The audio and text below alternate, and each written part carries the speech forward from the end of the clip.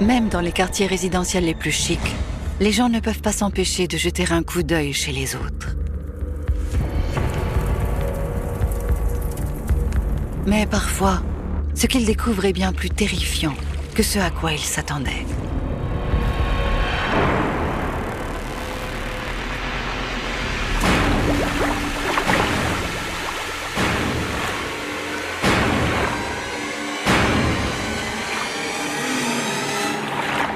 Ici, il ne s'agit que d'un couple très pieux qui se lave de ses péchés.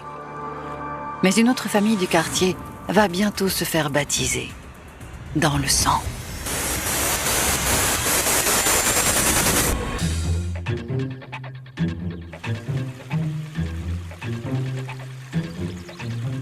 Dans la banlieue ensoleillée de Westminster, en Californie, les beaux jardins sont légion. Le plus éblouissant de tous est celui d'Harriet et de Magdi Gurgis. Cette relation fructueuse dure depuis le jour où les tourtereaux ont été présentés l'un à l'autre, il y a plus de 20 ans. Leurs familles se connaissaient et elles se sont dit que ce serait une bonne idée de présenter Magdi à Harriet. Hey, howdy neighbors! Hey, your garden looks really good. Thank you. Keep up the good work. Tout est allé très vite au début de leur relation. Ils se sont mariés seulement quelques semaines après leur rencontre.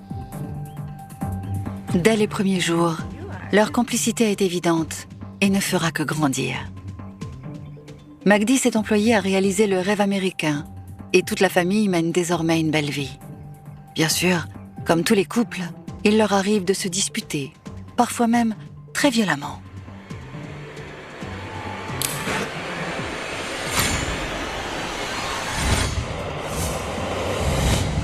Mais chacune des épreuves qu'ils ont traversées au cours de ces 20 années de vie commune n'a fait que renforcer leur amour.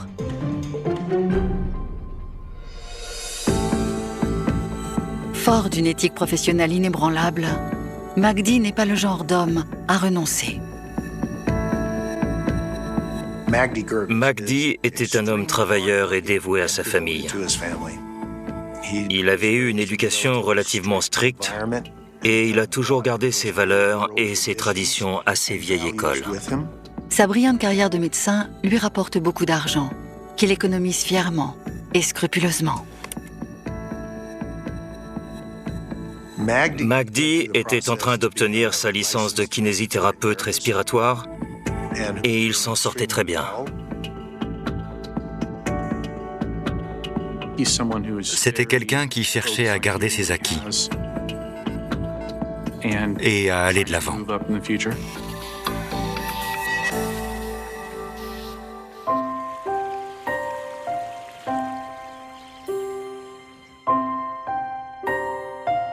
Bien sûr, une telle réussite n'aurait pas été possible sans le soutien indéfectible de son épouse, Harriet. Harriet était très serviable avec Magdi. C'était le genre de femme qui préférait rester à la maison pour s'occuper de sa famille. Il rapportait l'argent à la maison pendant qu'elle s'extasiait devant ses enfants. Ils habitaient un quartier sécurisé dont elle sortait peu.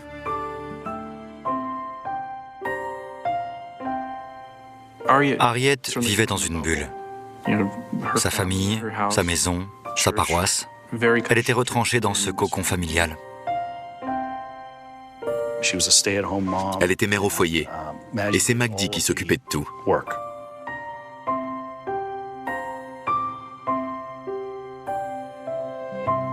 Elle allait à la messe et elle entretenait son intérieur.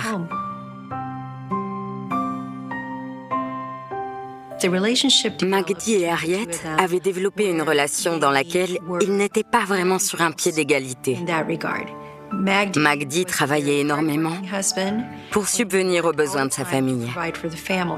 Harriet concentrait tous ses efforts sur l'éducation de ses enfants et l'entretien de sa maison. Avec son mari, Harriet a élevé 2 superbes fils qui vivent encore tous les 2 chez leurs parents. Ryan, 17 ans, et Richard, 20 ans. Tous les week-ends, les deux frères se rendent à la salle de sport pour repousser leurs limites et se disputer le titre du plus fort. L'aîné est un travailleur acharné. Richard était très studieux et mature. Et il a une place particulière au sein du foyer. Lorsque l'aîné des garçons est venu au monde, le père en était très fier. Il a donc fait l'objet de toute son attention. Richard a suivi les traces de son père. Il était ambitieux et il voulait devenir infirmier.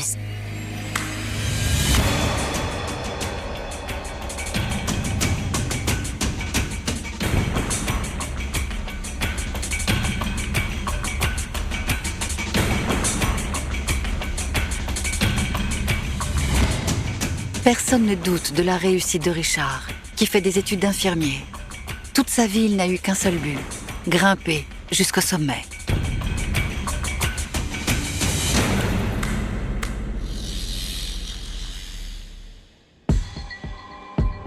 Son cadet, Ryan, se focalise davantage sur l'instant présent. Ryan était plus sociable. C'était quelqu'un avec qui on pouvait s'amuser. Je pense qu'on peut parler d'enfant rebelle. C'est tout à fait le genre de description qui pouvait lui correspondre. Richard et Ryan n'étaient pas dans le même monde. Richard ne pensait qu'à sa réussite. Ryan était beaucoup plus désinvolte. Ryan cherche toujours à prendre l'avantage, quitte parfois à tricher.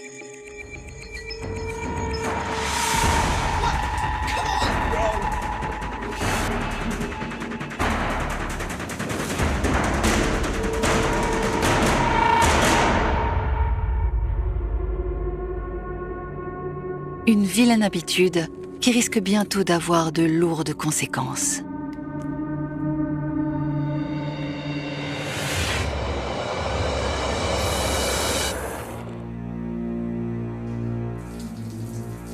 En général, Richard accepte sans broncher les petites crises de rivalité de son frère.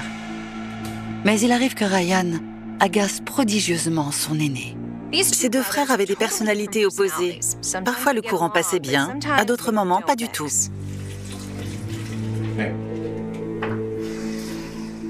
Ils étaient assez proches en âge. Ils avaient donc eu de nombreux différends au fil des ans. Dude, what are you doing? Brushing my teeth. Dude, this is my toothbrush. I'm sick of you stealing all my things. Like I took that girl today. You're just jealous, man. Of what? Not having a job? Not having a future? Ryan ferait mieux de ne pas trop énerver son frère aîné s'il veut protéger son secret.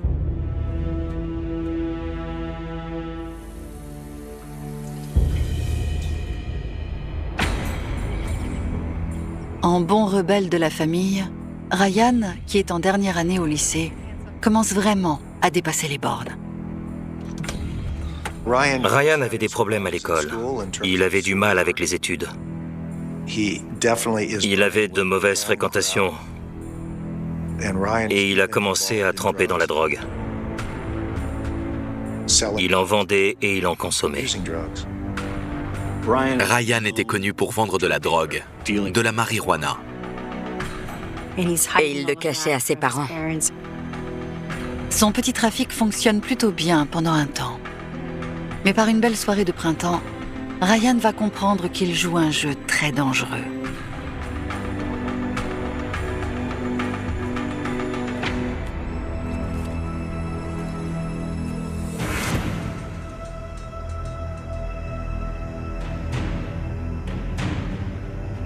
Lors d'un rendez-vous avec ses fournisseurs, alors qu'il s'attend à un simple transfert d'argent, il va se faire complètement dépasser par les événements. Ryan avait des ennuis avec un gang, des histoires de drogue et de dettes. Il devait 200 ou 300 $ à ses fournisseurs. Il ne les avait jamais payés. Et ce soir, il ne pourra pas s'en sortir par une entourloupe.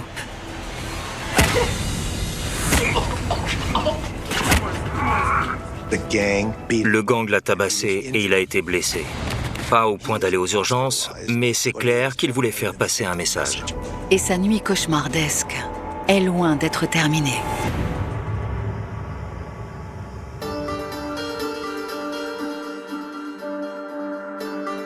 Whoa, what happened? La confrontation avec son père, austère, s'annonce encore plus terrifiante que sa querelle de gang. What happened?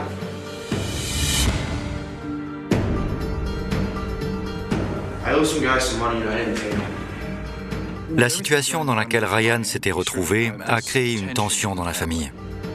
Richard s'inquiète pour son frère. Magdi, lui, est furieux. You're lucky you're not dead.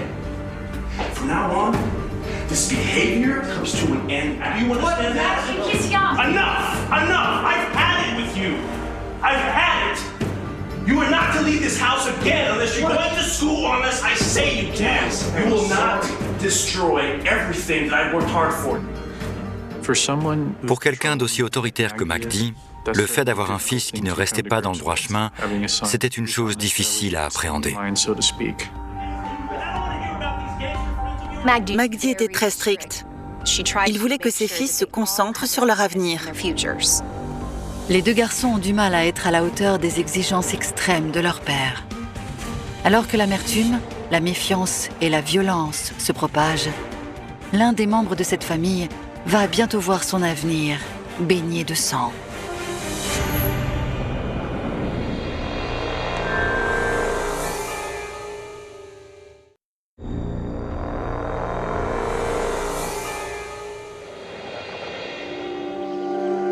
Les habitants de Westminster, en Californie, mènent la belle vie. Mais lorsqu'une famille de la communauté a des ennuis, ce quartier résidentiel ultra sécurisé prend des airs de prison.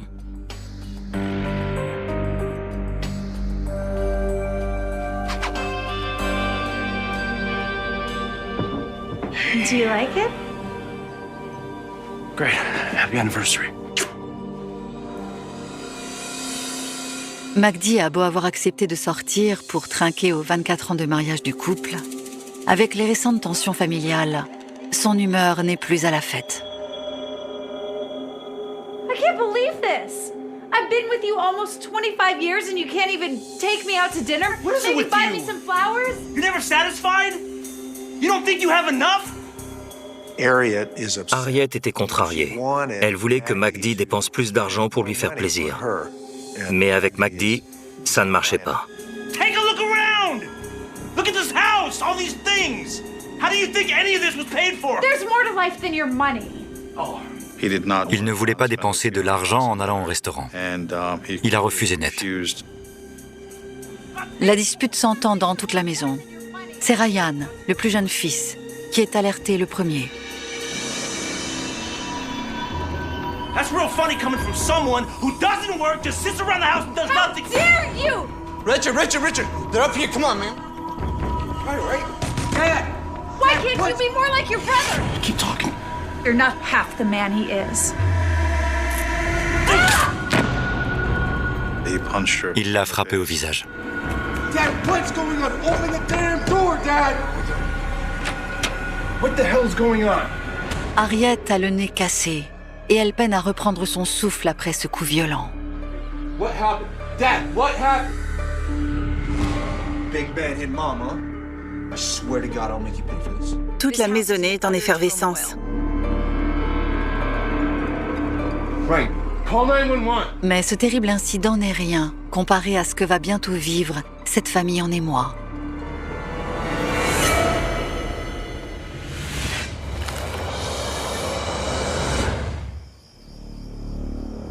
Plusieurs semaines après ces événements, une nuit, la police reçoit l'appel d'un jeune homme en détresse. Sir, what happened? Two black guys just jumped in my house and then they just started yelling. They're like, don't make me have to kill you. That's all I remember. Are they gone now? I heard a car drive off. Okay. You don't see anybody around, do you? No. Okay, all right. You're okay for right now, right? Yeah. L'homme au téléphone s'est identifié comme étant Ryan Gurgis.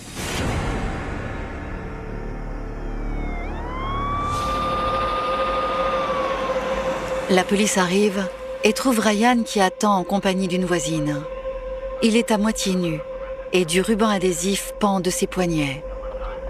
Il explique aux agents qu'il a réussi à s'échapper de la maison, mais que sa mère est toujours à l'intérieur.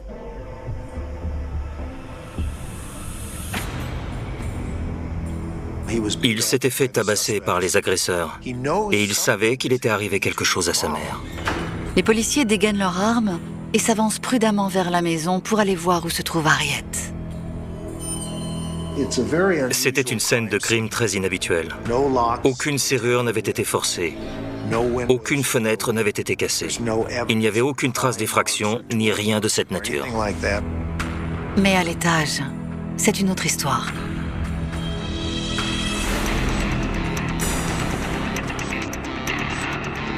Ils ont retrouvé Harriet au pied de son lit. Elle avait été brutalement assassinée. C'était affreux.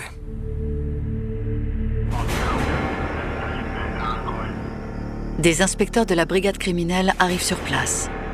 Ils demandent à Ryan de raconter tout ce dont il se souvient. Ryan a raconté qu'il était rentré à minuit. Ryan venait de rentrer chez lui. Son frère Richard était absent. Magdi était au travail et sa mère était dans sa chambre. À 3h05 du matin, quelqu'un s'est introduit dans sa chambre.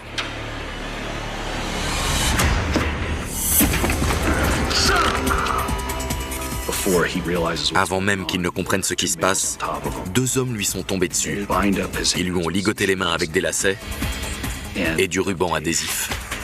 Ryan a décrit les agresseurs comme étant 2 hommes noirs qui étaient vêtus et qui s'exprimaient comme des membres d'un gang. Une fois que ces agresseurs ont quitté les lieux, il réussit à se libérer et à sortir de la maison pour appeler la police. Un récit fort captivant. Mais est-ce la réalité ou une affabulation ?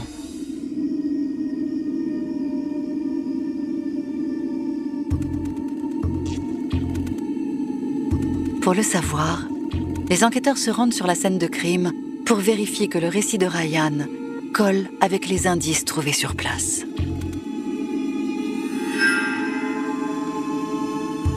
Il y avait beaucoup de sang. Le matelas en était imbibé. Une scène de crime épouvantable. La victime, Harriet, a reçu au moins une 12aine de coups de couteau. Elle avait la gorge tranchée. Elle avait presque été décapitée. À l'évidence, le meurtrier était venu avec l'intention de tuer.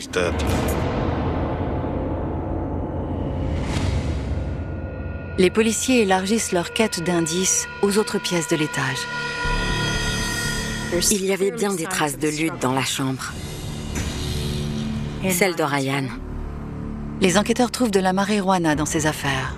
Apparemment, dans les mois qui ont suivi sa violente altercation avec ses fournisseurs, Ryan n'a pas changé de comportement. Les trafiquants de drogue sont souvent très endettés. Il n'est donc pas rare qu'ils se fassent agresser à leur domicile.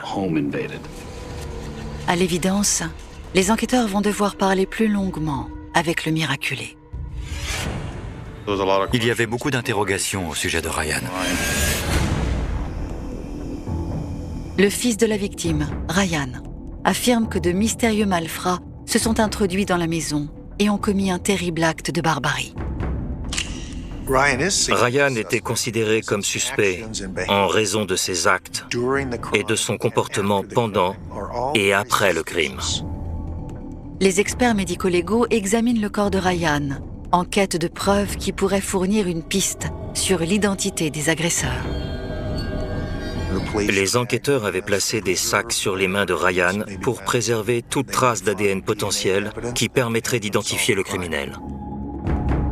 Ryan avait expliqué que l'un des agresseurs avait retiré ses gants pour prendre un lacet. Ce qui signifiait qu'il avait touché le scotch, mais aussi les lacets à main nue.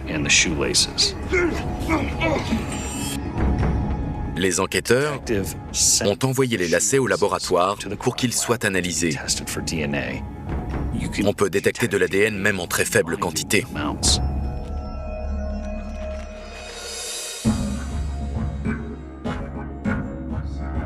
Avant même d'obtenir les résultats de l'analyse, la police a des doutes sur la version des faits de Ryan.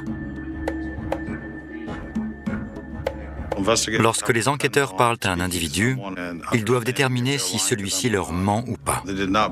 Dans ce cas précis, ils ne croyaient pas à son histoire. Il n'était pas gravement blessé, ce qui laissait penser qu'il connaissait probablement les agresseurs. Ses blessures étaient relativement superficielles et il avait été ligoté avec des lacets, ce qui paraissait un peu léger. Il avait vu les agresseurs s'emparer de sa mère. Et pourtant, il a quitté la maison sans essayer de la retrouver. Il aurait pu aller voir dans sa chambre, il ne l'a pas fait.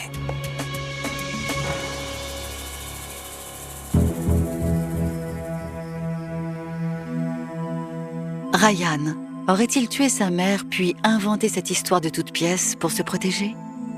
Les enquêteurs remettent en doute son récit. Goatee. Definitely a solid goatee, yeah. All right, so a little more scruff.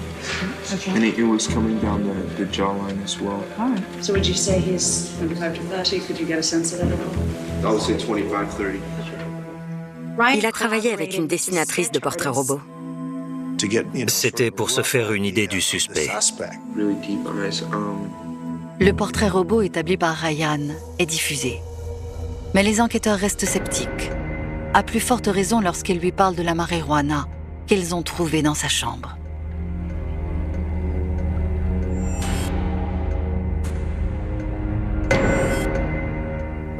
Ryan a expliqué à la police qu'il avait des ennuis avec un gang hispanique à propos de drogue et d'argent qu'il leur devait. Il y avait eu une altercation physique. Ryan avait reçu un message menaçant. Il disait « Surveille tes arrières ».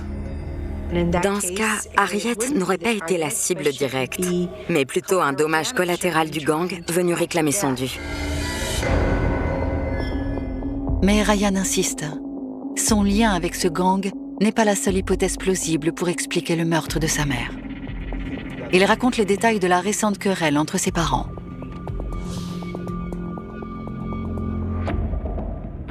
Ryan a raconté que son père avait frappé sa mère. Elle avait dû être hospitalisée cette nuit-là.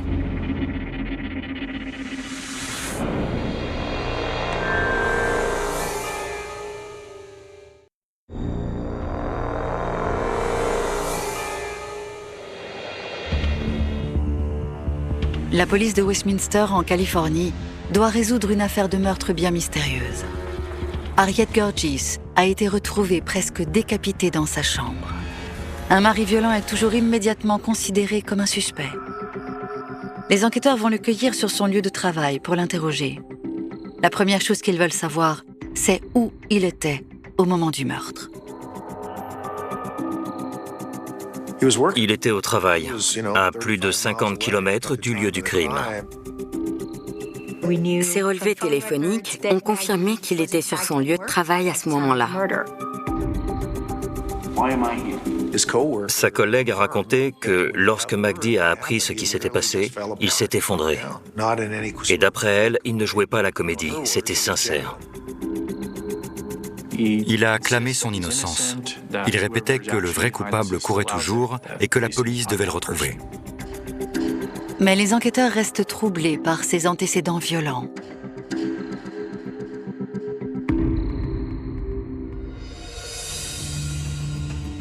Ils se rendent à l'hôpital, espérant en apprendre davantage sur leur dispute le soir de leur anniversaire de mariage.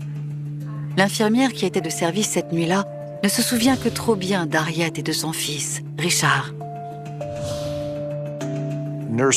Les infirmières ont une obligation légale, celle de signaler toute suspicion de violence conjugale à la police. Mais l'infirmière se souvient que lorsque Richard a accompagné sa mère ensanglantée à l'hôpital, il semblait minimiser le geste de son père.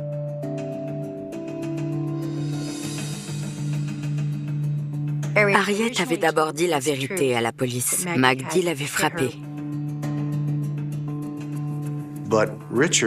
Mais Richard a obligé sa mère à signer une lettre modifiant son témoignage et revenant sur sa version des faits.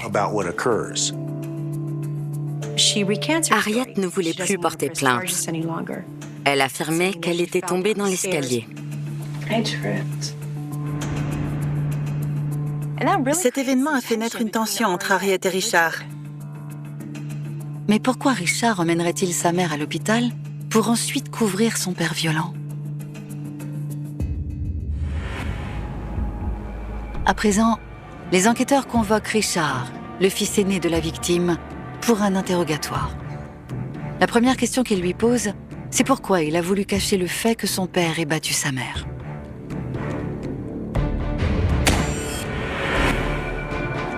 Le jeune homme affirme qu'il ne faisait qu'obéir à son père.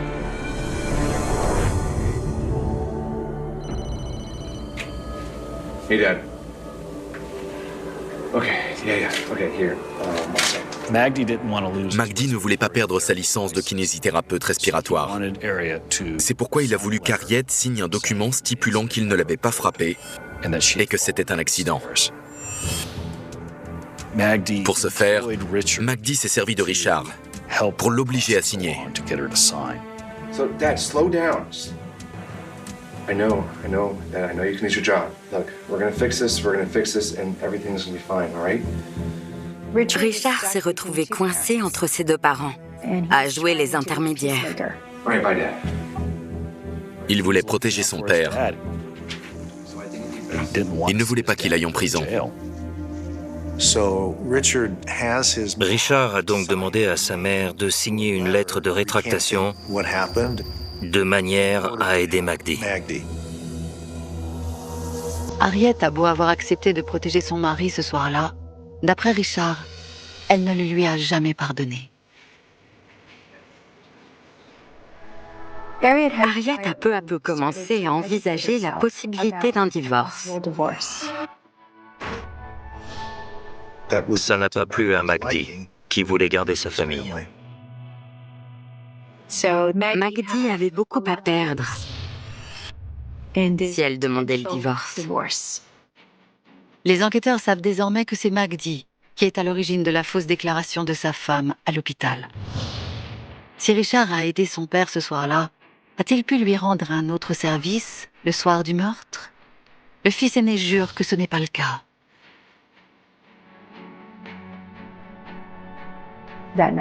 Ce soir-là, après son service de nuit, Richard s'est arrêté sur le lieu de travail d'un de ses amis, à Long Beach. Encore un alibi qui tient la route. Les enquêteurs sont encore dans l'impasse. Ils demandent à Richard s'il a une idée de l'identité du coupable. Sa réponse est sans surprise. Richard pense que Ryan est impliqué. Pendant son interrogatoire, Richard a dit à la police « Ma première réaction a été de penser que c'était Ryan. » Une accusation accablante à l'encontre de son propre frère. Mais alors que le nom de Ryan est remis tout en haut de la liste des suspects, une nouvelle preuve vient étayer le récit du Benjamin de la famille.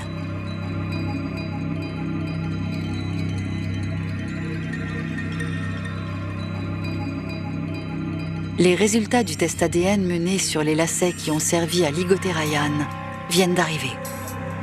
Les experts y ont trouvé l'ADN d'un homme que la police locale connaît très bien. L'ADN trouvé sur les lacets était celui d'Anthony Bridget, un professionnel du crime. La prison était comme sa deuxième maison.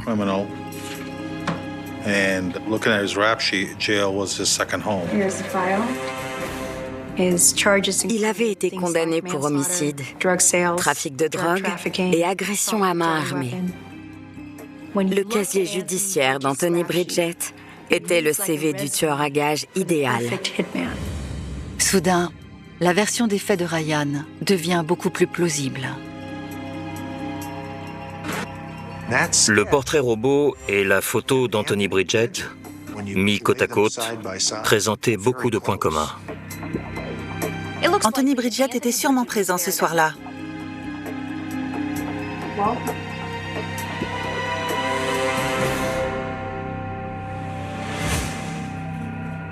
Par chance, Anthony Bridget est arrêté pour une toute autre affaire, 2 jours après le meurtre d'Harriet. Les enquêteurs s'empressent d'aller interroger l'homme qui détient peut-être la clé de toute cette histoire.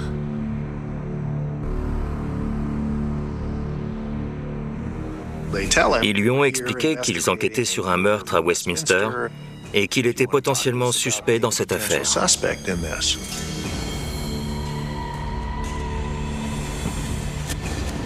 L'attitude désinvolte de l'homme fait froid dans le dos. Mais si Anthony a vraiment commis le crime, qui lui a demandé de le faire?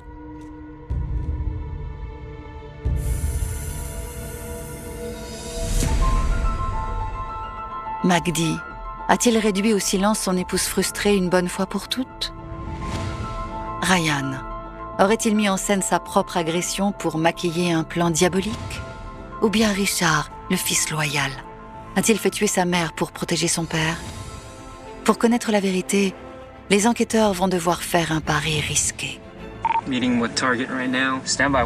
Qui va envoyer une véritable onde de choc à toute la famille Gurgis.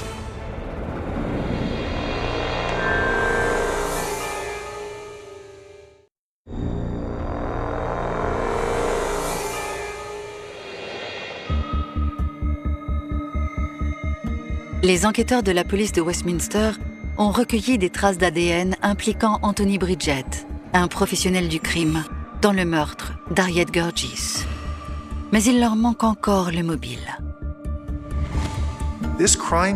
La scène du crime avait tout du meurtre commandité.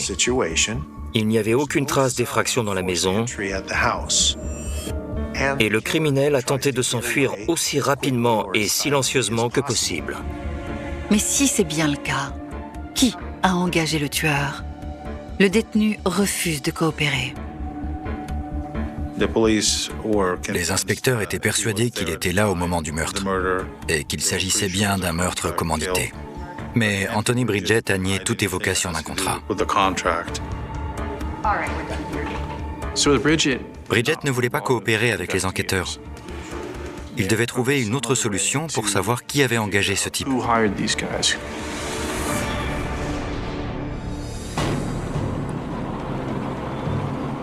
Les enquêteurs restent sur la piste de l'homme de main et misent tout sur le seul suspect qui avait les moyens de passer un tel contrat.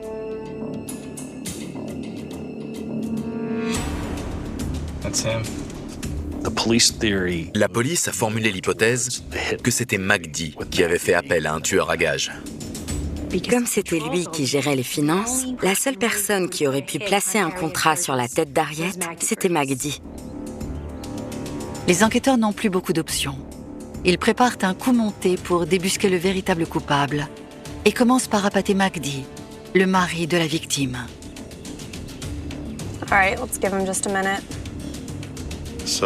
Ils ont d'abord eu la brillante idée d'essayer de piéger Magdi.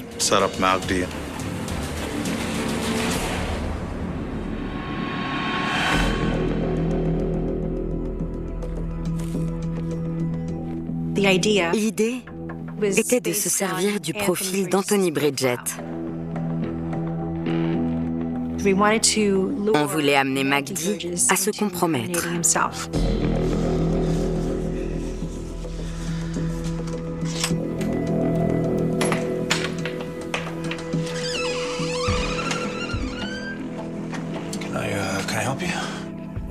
La police de Westminster avait demandé à 2 agents de se faire passer pour des membres d'un gang. Et ils sont venus demander à Magdi une somme d'argent supplémentaire pour l'assassinat de sa femme. Ils demandent 5 000 $ en espèces. C'est un pari risqué pour la police, qui ne dispose d'aucun élément prouvant que Magdi a bien engagé des membres d'un gang pour liquider sa femme. I have no idea what you're talking about. You think this is the gameplay, boy? And maybe we need to refresh his memory. Ces agents infiltrés ont commencé à lui dire des choses comme « Notre pote est en tôle, il a besoin d'argent, sa famille aussi », insinuant ainsi que MacD les avait déjà payés, mais qu'ils avaient besoin de plus. Ils lui ont donné un numéro de téléphone à appeler. MacD était terrifié. Il avait remarqué que l'un d'eux avait une arme sur lui.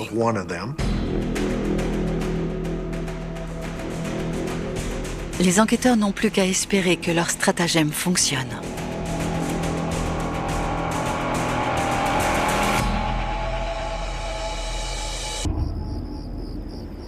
Dès le lendemain, le suspect mord à l'hameçon. La police devait assurer une surveillance constante de MacD après le premier contact avec les agents. Le lendemain, les enquêteurs l'ont suivi jusqu'à un téléphone public, ce qui était étrange, puisque la plupart des gens utilisent un portable. Et en effet, MacD compose le numéro de téléphone que les agents lui ont donné. Il a commencé à parler d'argent. Au cours de cet appel, MacD a voulu négocier le prix pour passer de $5 000 à $1 500. Et un rendez-vous a été fixé le lendemain.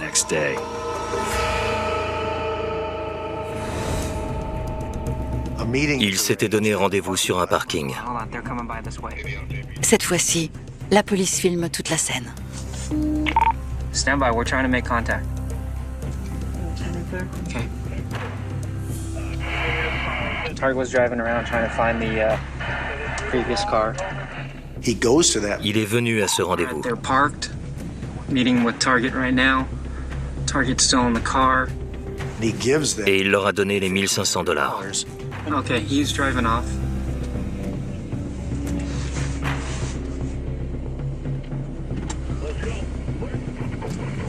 Okay. MacD pense avoir acheté le silence de son homme de main. Okay, Long Beach is taking the takedown. Long Beach is doing the takedown. Stand by.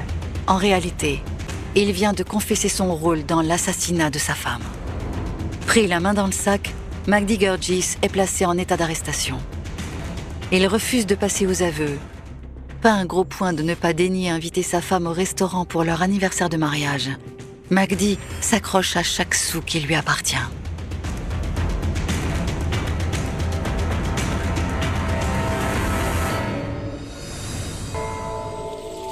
MacD refusait catégoriquement qu'Harriet demande le divorce.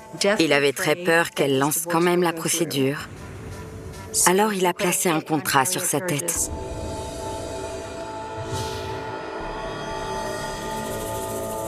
Le soir du meurtre, MacD demande à être de service pour s'assurer un alibi béton. Il sait que Richard sera également au travail et qu'il n'y aura donc qu'Harriet et son jeune fils Ryan à la maison.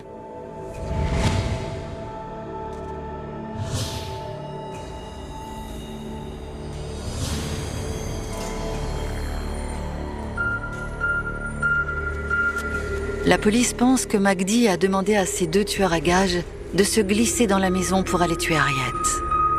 Les enquêteurs supposent qu'ils ont eu pour instruction de ne pas faire de mal à son fils, Ryan.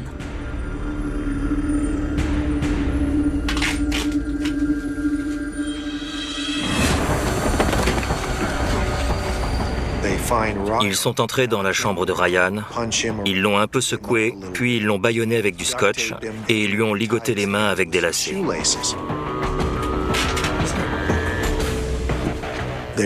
Leur cible, Harriet, s'est réveillée en se demandant ce qui se passait.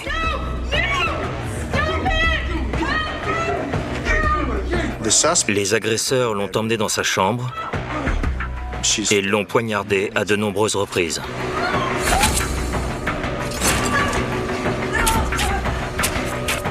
Ils l'ont véritablement saigné.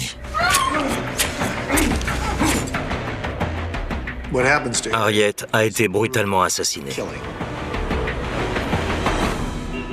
Une mère de famille a été massacrée uniquement pour que son mari puisse continuer à exercer sa domination et s'éviter un divorce coûteux.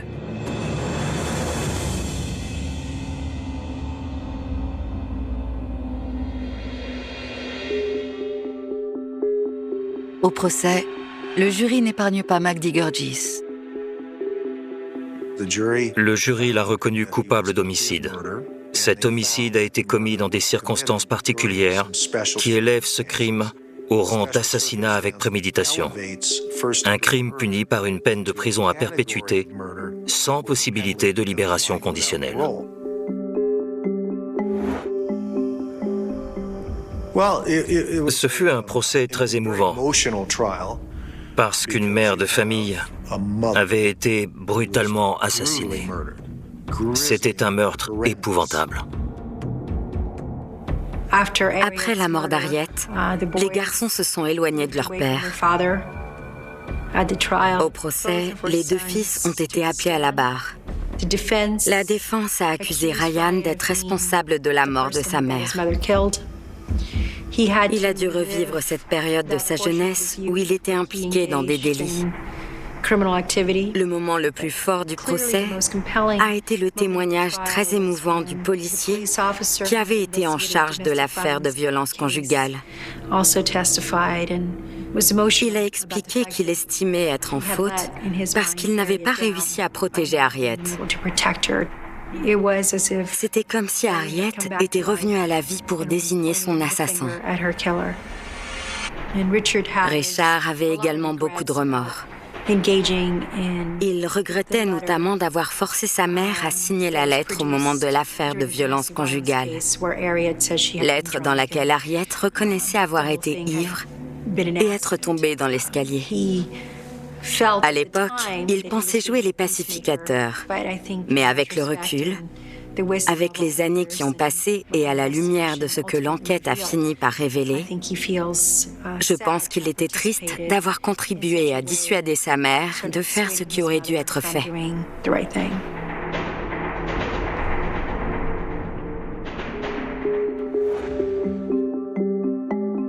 La police n'a jamais pu identifier le second criminel. Anthony Bridget a été accusé du meurtre puisqu'on avait retrouvé son ADN sur place. À ce jour, Anthony Bridget attend encore son procès. Il nie toute implication dans ce crime. Les fils de Magdi, Richard et Ryan, sont tous les deux reconnus innocents dans ce complot d'assassinat. Au moment du verdict, toute l'émotion des fils est sortie d'un coup. Richard a crié « Pourquoi, papa ?» Toute la salle avait de l'empathie pour Richard et Ryan. Ils étaient très émus en parlant de leur mère. C'était une mère et une épouse aimantes. Son assassin était un homme arrogant et sans cœur.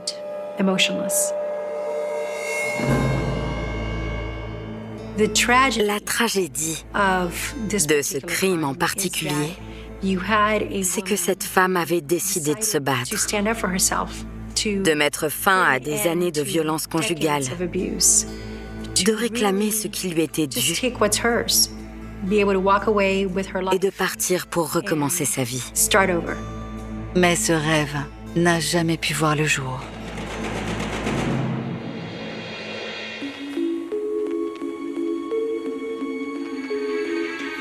Et à présent, les voisins des Gorges savent que même dans un quartier chic et sécurisé, on n'est jamais à l'abri d'un assassin qui a les clés de chez soi.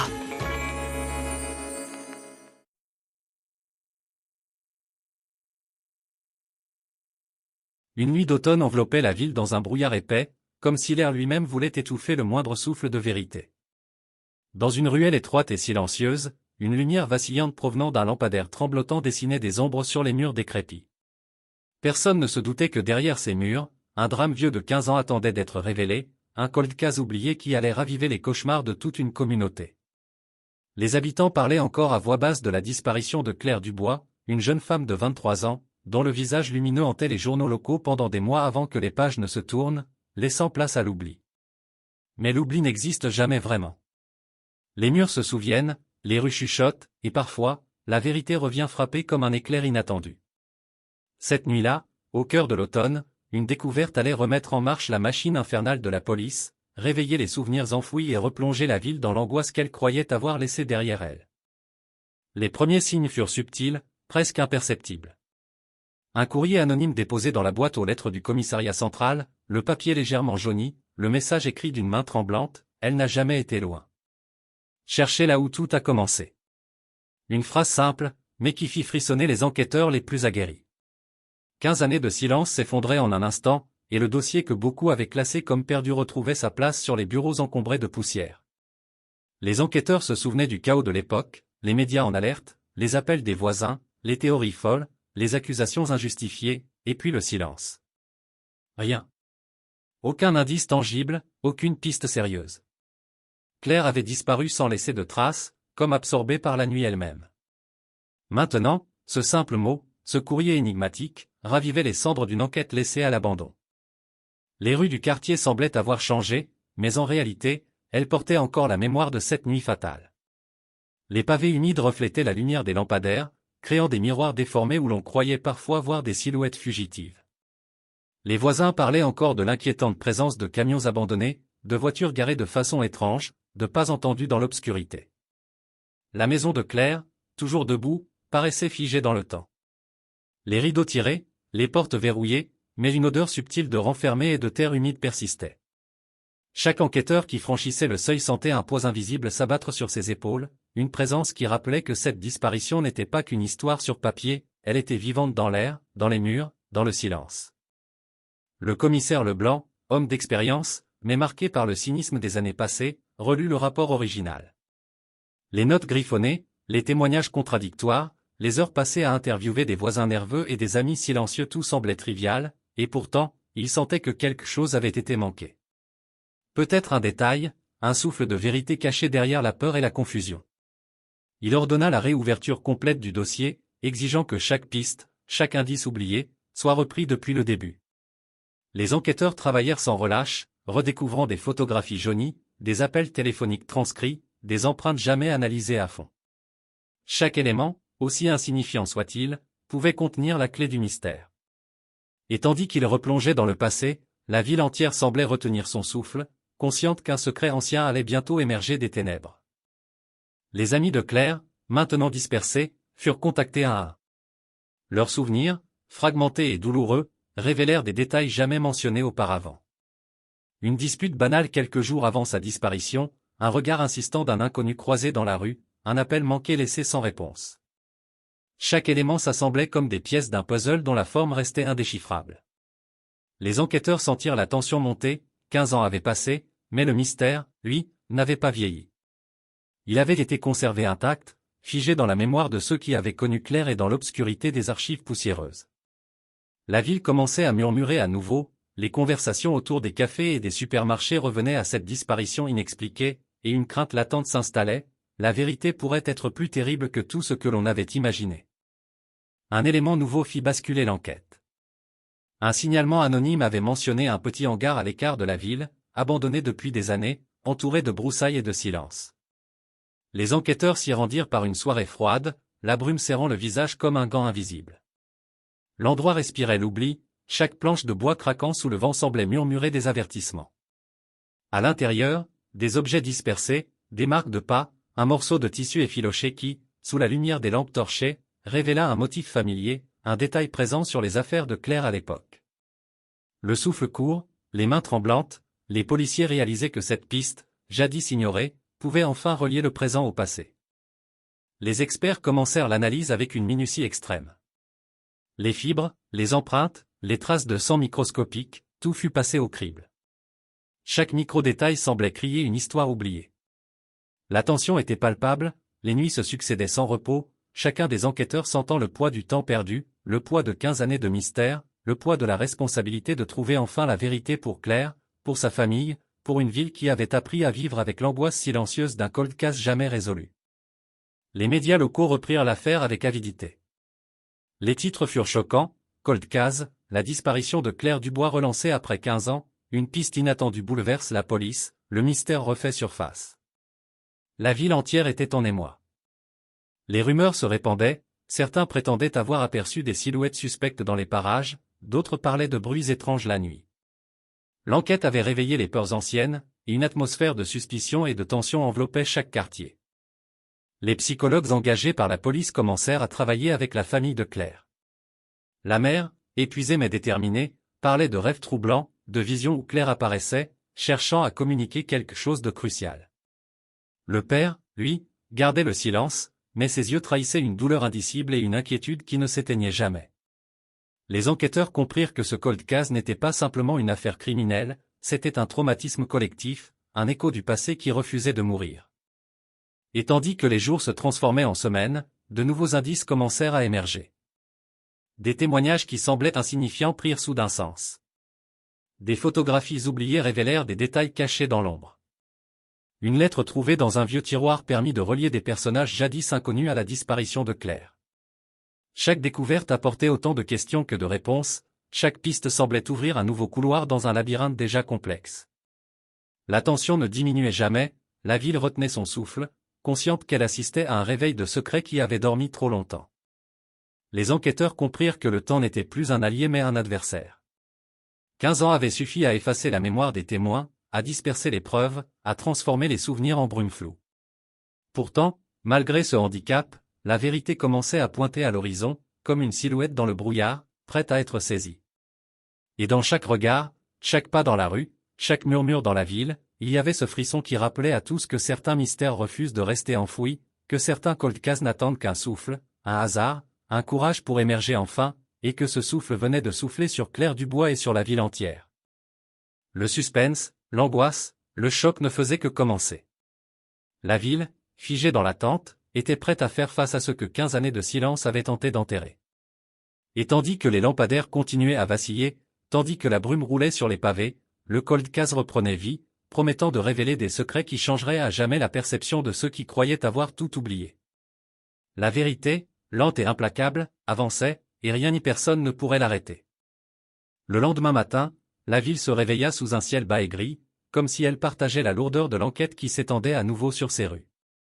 Les vitrines des cafés reflétaient l'anxiété ambiante, les passants évitaient de croiser le regard de l'autre, chacun portant en silence le poids de la nouvelle, un cold case vieux de 15 ans venait de reprendre vie. Dans le commissariat, les téléphones sonnaient sans arrêt, les reporters cherchaient le moindre souffle d'information, et les enquêteurs, épuisés mais déterminés, se replongeaient dans la logique implacable du mystère. Chaque document, chaque photo, chaque note semblait posséder une nouvelle dimension, comme si le temps avait modifié leur sens, les transformant en clés potentiellement décisives. Le hangar découvert la veille révélait ses secrets avec une lenteur cruelle. Les techniciens en analyse criminelle photographiaient chaque centimètre carré, inspectaient chaque recoin, tandis que le commissaire Leblanc observait avec une attention fébrile.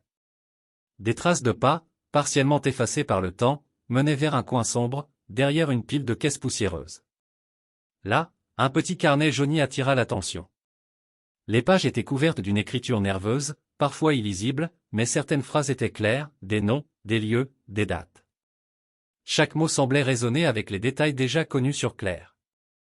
Les experts comprirent que ce carnet n'était pas un simple journal, il pouvait contenir la chronologie exacte de ce qui s'était passé 15 ans auparavant, et peut-être révéler l'identité de celui ou celle qui l'avait entraîné dans l'ombre.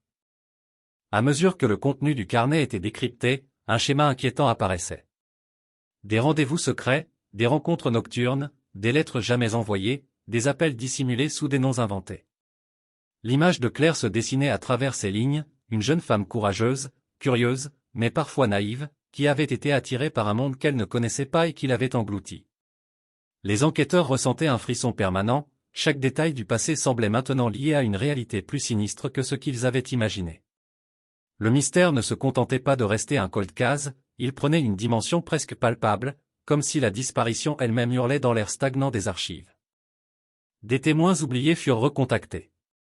Les voisins, âgés maintenant, certains alourdis par des années de remords et de silence, livraient des souvenirs fragmentés. Une vieille dame évoqua avoir vu une silhouette étrange rôder près du parc la nuit où Claire avait disparu. Un ancien collègue parla d'appels mystérieux et de notes anonymes que Claire recevait régulièrement.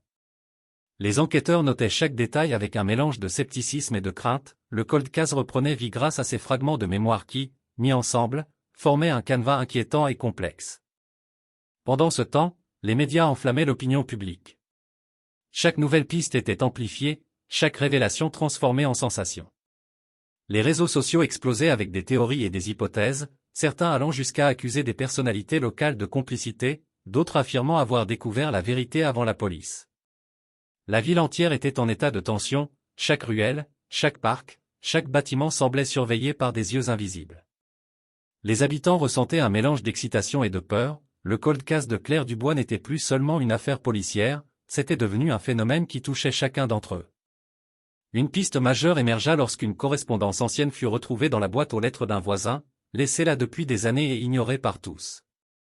Les lettres, codées et fragmentaires, mentionnaient des lieux spécifiques à l'extérieur de la ville, des noms de personnes jamais interrogées, et un rendez-vous nocturne précis, correspondant à la nuit de la disparition. Le commissaire Leblanc sentit son cœur battre plus vite. Chaque minute qui passait rapprochait l'équipe de la vérité, mais chaque minute amplifiait également le danger. Les lettres suggéraient qu'un réseau complexe était impliqué, des liens cachés entre personnes influentes, et que la disparition de Claire n'était pas un acte isolé mais peut-être la partie émergée d'une structure beaucoup plus sombre. Le hangar devint le centre névralgique de l'enquête. Des caméras de surveillance furent installées autour, des experts en scène de crime analysaient les moindres détails, et chaque mouvement suspect était enregistré. Les enquêteurs travaillaient sans relâche, souvent tard dans la nuit, entourés de piles de documents, de photographies et de notes manuscrites. Le moindre bruit, le moindre craquement semblait annoncer une révélation.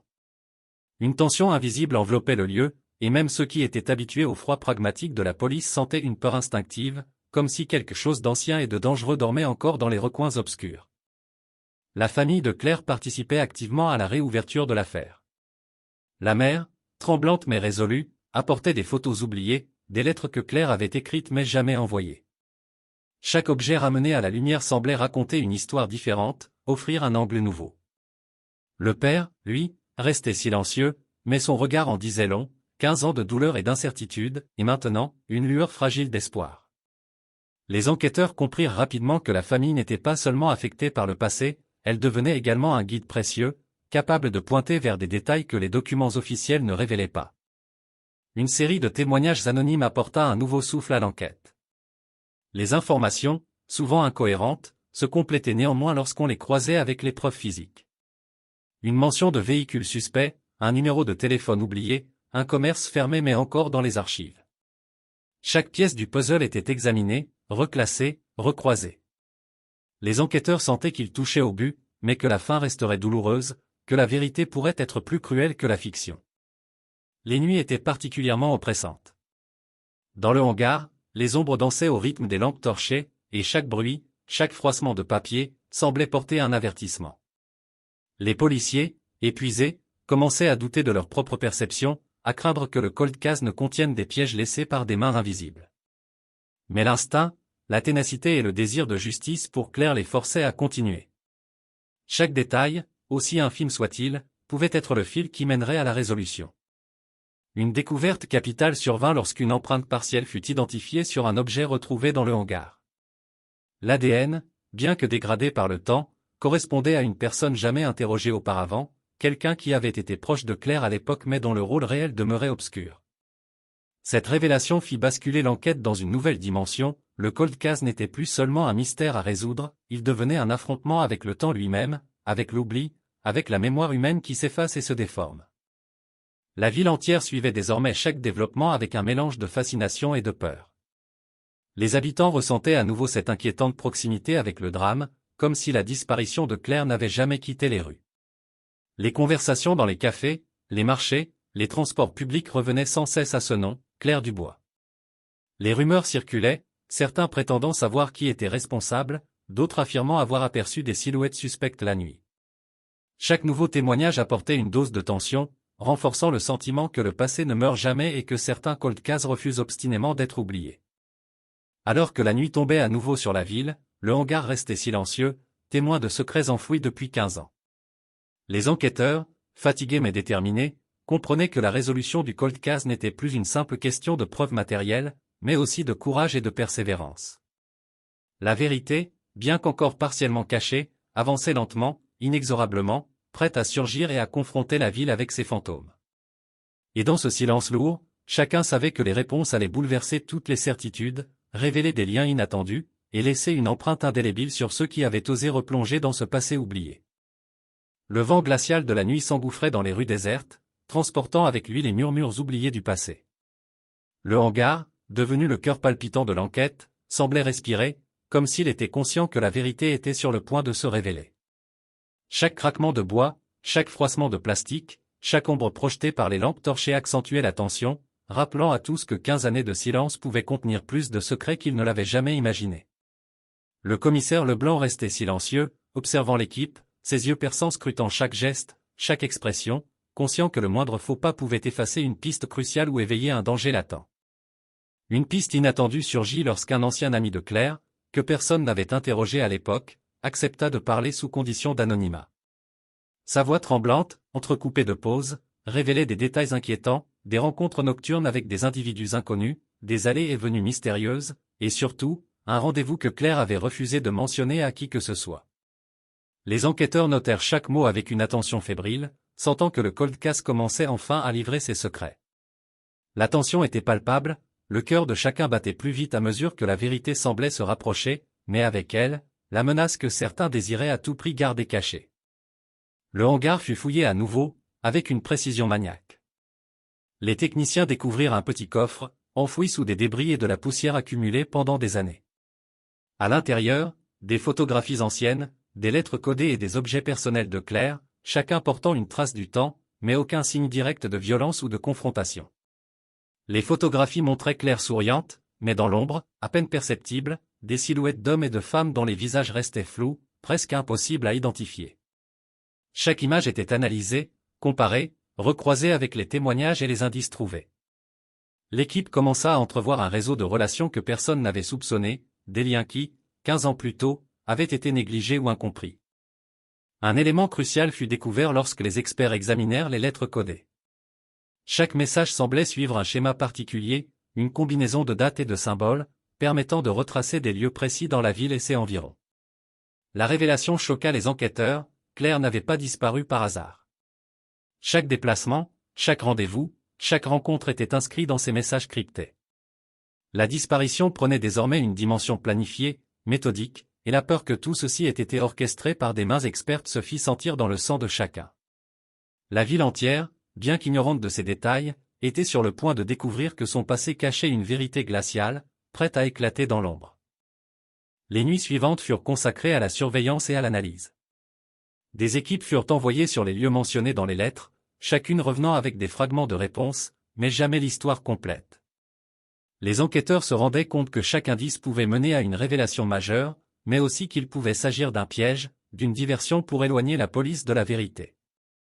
Le cold case, désormais réanimé, ne ressemblait en rien aux enquêtes classiques, il s'agissait d'un labyrinthe de mystères imbriqués, où le temps avait effacé les preuves les plus évidentes et où la mémoire humaine pouvait devenir un allié ou un ennemi. La famille de Claire subissait à nouveau la pression de ces révélations. La mère, obsédée par l'idée de savoir ce qui était arrivé à sa fille, passait des nuits blanches à examiner chaque photographie et chaque document retrouvé. Son regard, autrefois empreint de tristesse, s'était transformé en une détermination farouche, comprendre, découvrir, savoir. Le père, plus réservé, observait tout, enregistrant chaque conversation, chaque révélation, conscient que la vérité pouvait être aussi douloureuse que l'absence prolongée de sa fille. Les enquêteurs comprirent que la famille était devenue un élément clé, un guide émotionnel et informatif indispensable pour naviguer dans l'océan de secrets qui les entourait. Un témoin inattendu surgit, un employé d'un petit commerce situé à proximité de l'endroit où Claire avait été vue pour la dernière fois. Il décrivit un véhicule inconnu, noir, immatriculé hors de la région, stationné pendant plusieurs nuits, avec des silhouettes qui montaient et descendaient à des heures impossibles. Ce détail, à première vue anodin, permit de relier plusieurs événements apparemment indépendants. Les enquêteurs prirent conscience que cette disparition n'était pas le fruit du hasard, mais bien orchestrée, impliquant plusieurs acteurs dont les identités restaient floues, mais dont les traces commençaient à émerger grâce à l'analyse méticuleuse et à la persistance des policiers. Les médias, toujours avides de sensations, amplifiaient chaque découverte. Les titres explosaient, Cold Case, de nouvelles preuves relancent l'enquête, Claire Dubois, 15 ans de mystère, le passé refait surface. La population, fascinée et terrifiée, suivait les détails avec un mélange d'incrédulité et de peur. Les rumeurs, souvent infondées, circulaient, mais chacune d'elles alimentait un climat d'angoisse palpable.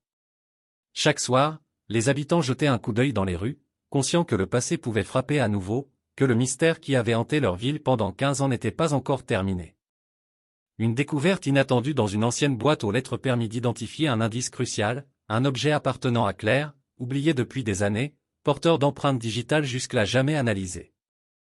L'ADN fut comparé avec les fichiers existants et révéla une correspondance partielle avec une personne ayant un passé criminel, mais jamais liée à Claire auparavant. Cette révélation fit basculer l'enquête dans une nouvelle dimension, le cold case n'était plus un simple mystère, il était désormais un puzzle criminel à assembler, une structure complexe où chaque pièce pouvait révéler des horreurs insoupçonnées. Les enquêteurs commencèrent à envisager toutes les possibilités. Était-ce un enlèvement planifié? Une vendetta personnelle? Une opération impliquant plusieurs complices? Chaque scénario semblait plausible, chaque détail pouvait être interprété de différentes manières. Le stress et la pression psychologique pesaient lourdement sur l'équipe. La fatigue se mêlait à l'adrénaline, créant une atmosphère où le moindre faux mouvement pouvait compromettre l'ensemble de l'enquête. Le cold case, bien que réactivé, demeurait un labyrinthe complexe, dont chaque couloir cachait un danger potentiel et un secret enfoui. Les nuits dans le hangar devenaient presque insoutenables. Les lampes torchées projetaient des ombres dansantes, chaque bruit se transformait en menace potentielle.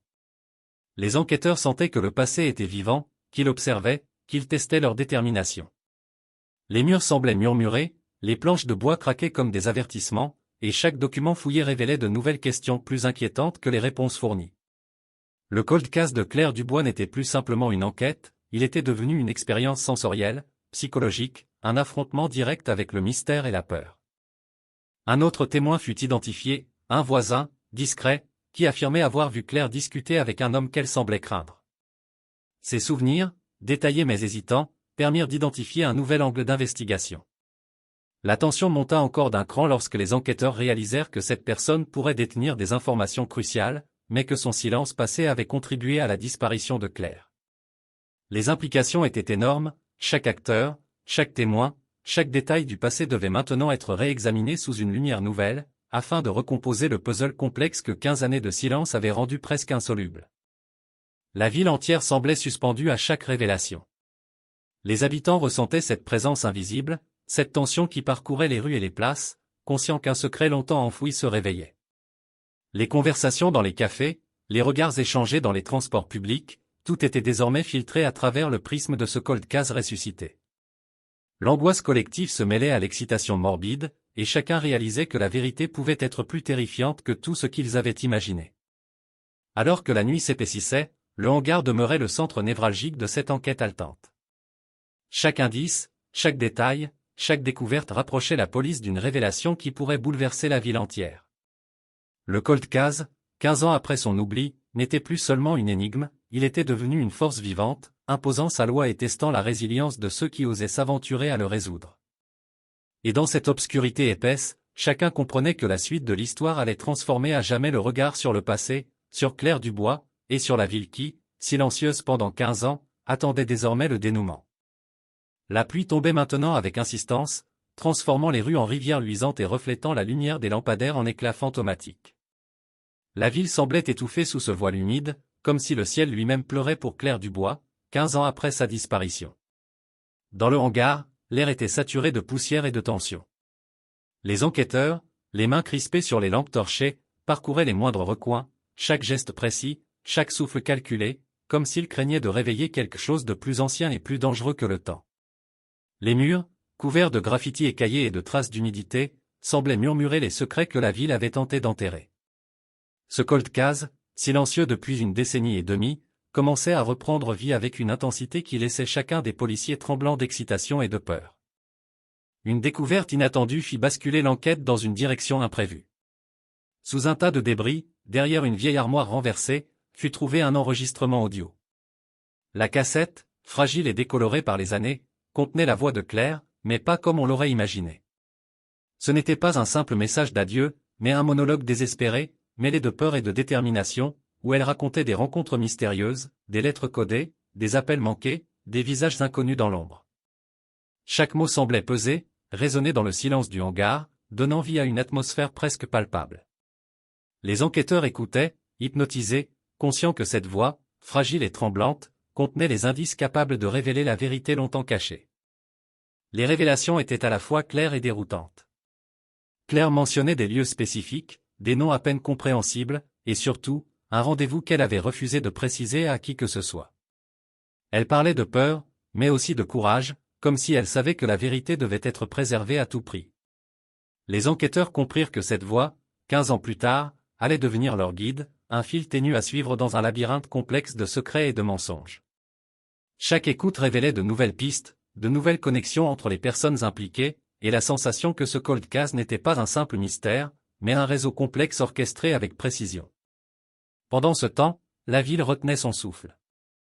Les habitants étaient conscients que quelque chose d'énorme se déroulait dans le hangar abandonné. Les conversations dans les cafés, les supermarchés et les transports publics tournaient autour de Claire, de sa disparition et des révélations qui refaisaient surface. La peur et la fascination se mêlaient, créant une atmosphère unique, presque électrique, où chacun sentait que la vérité allait bouleverser l'ordre établi et révéler des secrets que certains auraient voulu voir mourir avec le temps. Une analyse approfondie du carnet retrouvé précédemment permit de relier plusieurs indices dispersés. Des dates apparemment anodines coïncidaient avec des événements locaux, des lieux précis, et même des numéros de téléphone oubliés. Chaque connexion était minutieusement vérifiée, chaque hypothèse testée. Les enquêteurs réalisaient que cette disparition n'était pas le fruit du hasard mais d'une orchestration méticuleuse, impliquant plusieurs acteurs dont les identités restaient partiellement inconnues.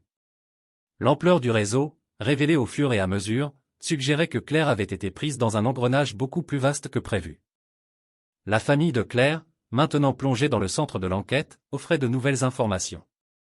La mère, en triant de vieilles affaires, retrouva un collier que Claire portait constamment. À l'examen, des traces microscopiques révélèrent un élément inattendu, une substance étrange, jamais identifiée auparavant, qui reliait l'objet à un lieu précis hors de la ville. Les enquêteurs comprirent immédiatement que chaque détail matériel pouvait contenir une clé de compréhension, que les indices laissés par Claire, intentionnellement ou non, étaient les pièces d'un puzzle qu'il fallait assembler avec une précision chirurgicale. Les témoins se faisaient de plus en plus précis. Un ancien voisin raconta avoir vu un véhicule noir rôder dans les rues à plusieurs reprises autour de la date de la disparition.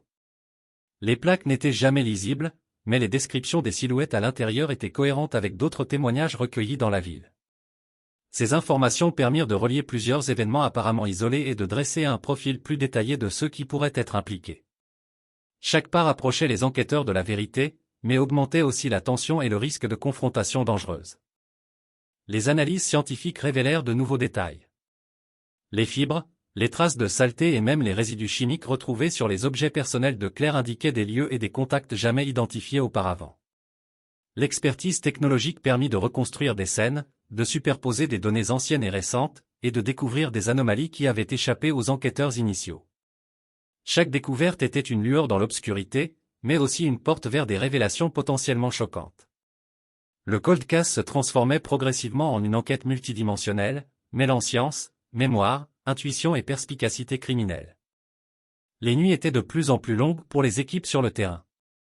Le hangar semblait absorber la lumière, les ombres dansant sur les murs avec un caractère presque humain.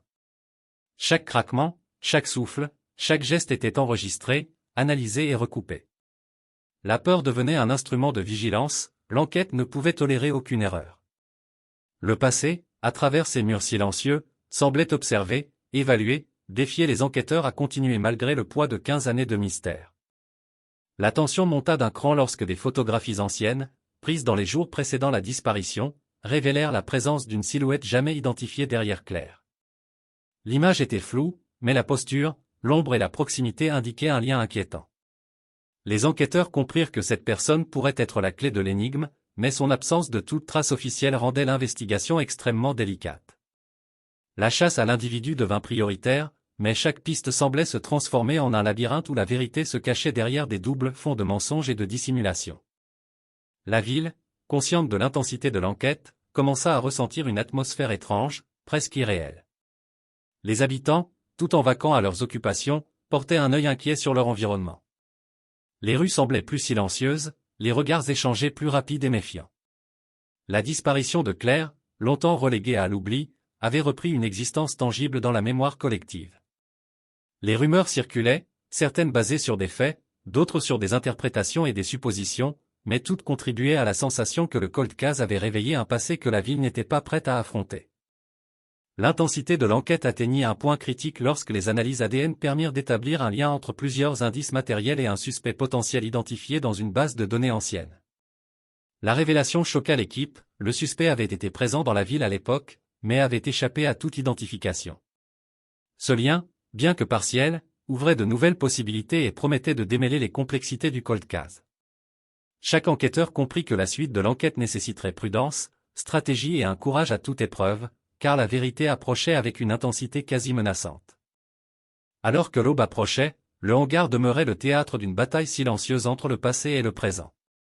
Les lampes torchées créaient des éclats de lumière sur les murs humides, révélant des indices parfois insignifiants, parfois cruciaux.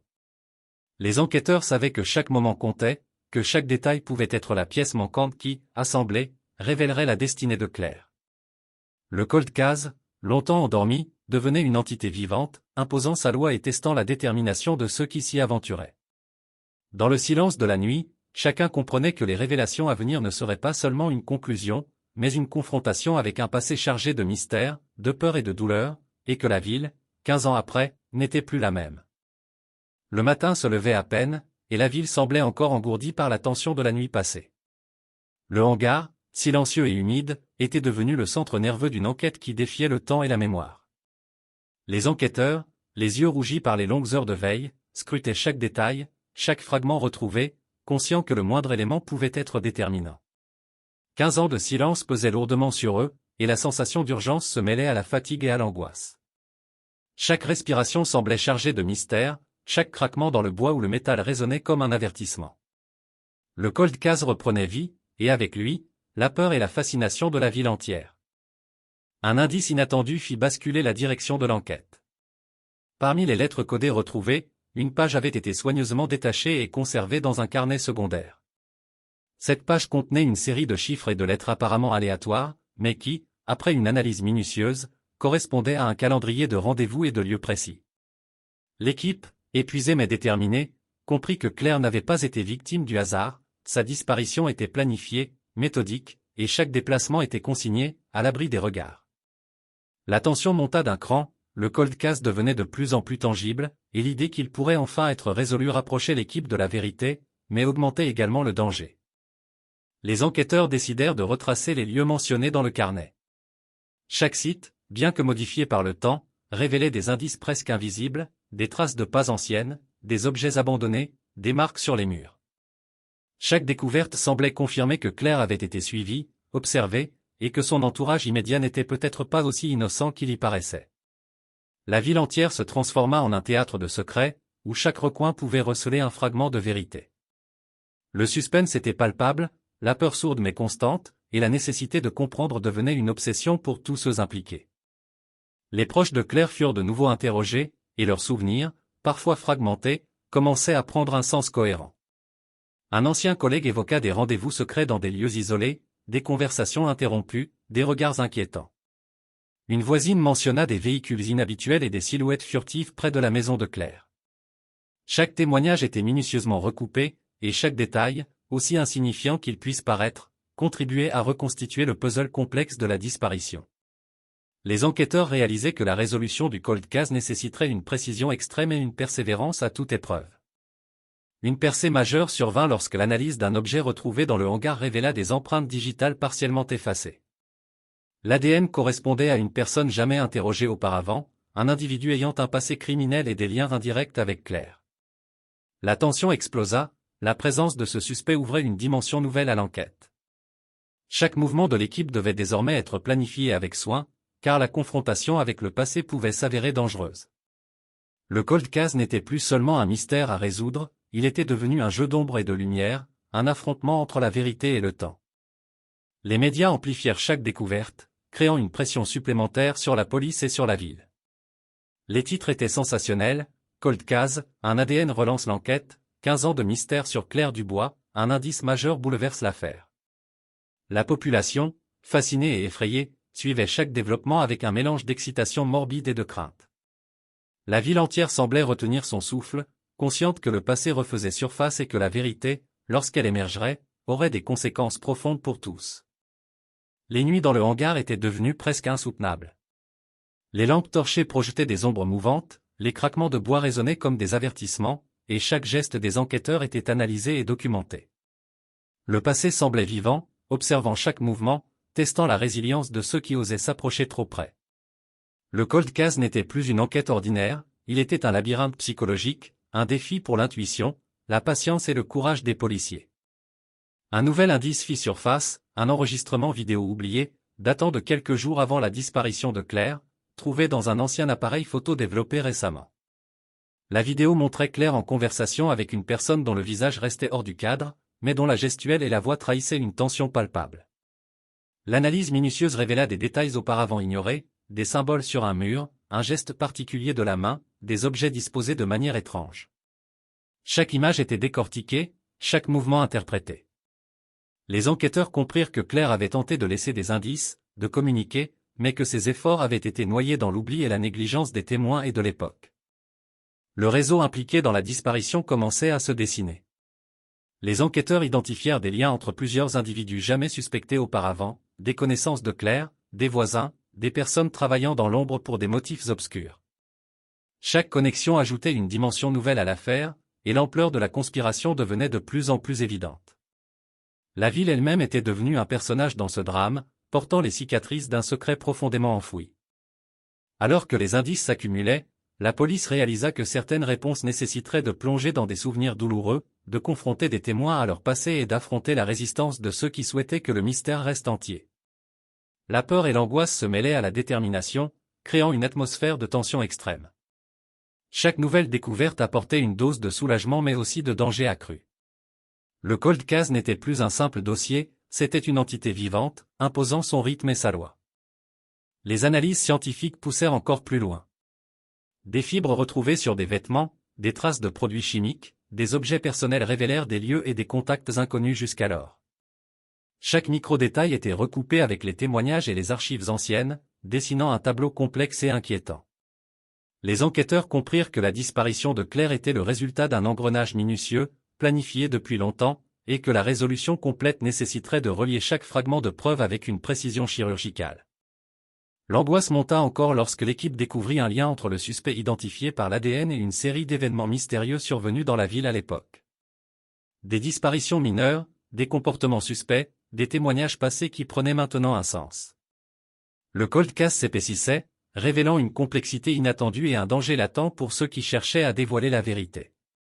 La tension était à son comble, et chaque enquêteur savait que la suite de l'enquête pourrait bouleverser toutes les certitudes. Alors que la nuit tombait de nouveau, la ville semblait retenue dans un silence oppressant. Les lampadaires éclairaient les rues détrempées, les pavés reflétant les éclats de lumière comme des fragments d'âme. Dans le hangar, chaque mouvement, chaque analyse, chaque discussion était chargée d'une tension presque palpable. Le cold case, ressuscité après 15 ans de silence, ne laissait plus aucune place à l'ignorance ou à l'oubli. La vérité approchait, inexorable, menaçante et libératrice à la fois. Et dans ce mélange de peur et d'espoir, chacun sentait que l'histoire de Claire Dubois était sur le point d'atteindre un tournant décisif, prêt à révéler des secrets que la ville n'avait jamais imaginés. La pluie avait cessé, mais l'humidité persistait, collant au mur et au sol du hangar, comme si le passé lui-même s'accrochait au lieu. Les enquêteurs étaient fatigués, mais l'adrénaline les maintenait éveillés, scrutant chaque document, chaque photo, chaque objet retrouvé. 15 ans de silence pesaient lourdement sur eux, mais avec chaque découverte, le cold case reprenait vie, dévoilant peu à peu la complexité de ce qui avait été enfoui. Chaque souffle, chaque craquement dans le bois ou le métal résonnait comme un avertissement, rappelant que la vérité, longtemps endormie, exigeait maintenant d'être affrontée. Un nouvel indice majeur apparut lorsque des messages codés retrouvés dans les affaires de Claire furent comparés à d'anciens journaux intimes. Les correspondances révélaient un réseau de rendez-vous, des lieux précis et des noms qui n'avaient jamais été mentionnés aux enquêteurs précédents. Chaque détail semblait calculé, orchestré pour être invisible aux yeux du monde, mais parfaitement clair pour ceux qui savaient lire entre les lignes. L'équipe comprit que Claire avait tenté de laisser des traces, un fil ténu à suivre, mais que ce fil avait été ignoré, perdu dans le labyrinthe de la vie quotidienne et de l'indifférence. Les témoins commencèrent à fournir des détails plus précis. Un voisin, maintenant âgé, parla d'un véhicule noir qui rôdait dans le quartier à plusieurs reprises avant la disparition. Les descriptions des silhouettes à l'intérieur étaient cohérentes avec d'autres témoignages recueillis, permettant d'établir un schéma et une chronologie plus clairs. Chaque témoignage était recoupé avec soin, chaque mot pesé, et l'image d'un réseau bien plus vaste que prévu commençait à se dessiner. La tension montait, car avec chaque révélation, la portée de la disparition devenait plus inquiétante et plus complexe. Dans le hangar, les lampes torchées créaient des éclats de lumière sur les murs humides, révélant des indices presque invisibles. Des photographies anciennes, prises dans les jours précédant la disparition, montraient Claire entourée de silhouettes floues, des personnes dont les visages restaient partiellement cachés, mais dont les postures et les gestes laissaient entrevoir des liens inquiétants. Les enquêteurs analysaient chaque image, chaque geste, à la recherche d'indices capables de révéler l'identité de ces personnes et leur rôle dans le mystère. Chaque découverte rapprochait l'équipe de la vérité, mais intensifiait aussi la peur que certains secrets ne soient jamais entièrement dévoilés. La famille de Claire, désormais partie prenante de l'enquête, apportait des objets et des souvenirs oubliés. La mère retrouva un pendentif de Claire, couvert de poussière, contenant des traces microscopiques révélant un lieu précis en dehors de la ville. Les enquêteurs comprirent immédiatement l'importance de ce détail, chaque objet, chaque trace, chaque souvenir devenait une pièce essentielle du puzzle. La détermination de la famille renforçait celle de la police, et ensemble, ils formaient une force unie pour découvrir ce que 15 années de silence avaient tenté de cacher. Les analyses scientifiques poussèrent encore plus loin l'enquête. Des fibres, des traces chimiques et des résidus trouvés sur les affaires personnelles de Claire permirent de relier plusieurs lieux et contacts inconnus auparavant. Chaque micro-détail était croisé avec les témoignages et les documents anciens, révélant un réseau de relations et d'événements complexes et inquiétants. L'équipe comprit que la disparition de Claire n'était pas un incident isolé, mais un engrenage minutieusement planifié, et que la résolution complète nécessiterait de relier chaque fragment avec une précision extrême. La pression augmenta lorsque l'ADN retrouvé sur certains objets permit d'identifier un suspect potentiel ayant des liens indirects avec Claire et un passé criminel connu. La tension monta à son paroxysme, chaque enquêteur savait que l'individu pourrait détenir des informations cruciales, mais que sa confrontation pourrait être dangereuse. Le cold case devenait un jeu d'ombre et de lumière, où chaque indice rapprochait de la vérité, mais intensifiait également le risque. Les investigations de terrain se transformèrent en une course contre le temps, où chaque détail, chaque mouvement devait être calculé avec soin. Un autre élément clé fut découvert, une vidéo, oubliée dans un ancien appareil photo, montrait Claire en conversation avec une personne dont le visage restait hors du cadre, mais dont la gestuelle et la voix trahissaient une tension palpable. Chaque image était décortiquée, chaque geste analysé.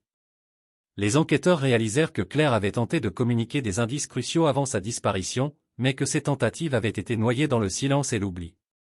La vidéo ajoutait une dimension presque vivante au cold case, donnant à l'équipe un guide fragile mais précieux vers la résolution.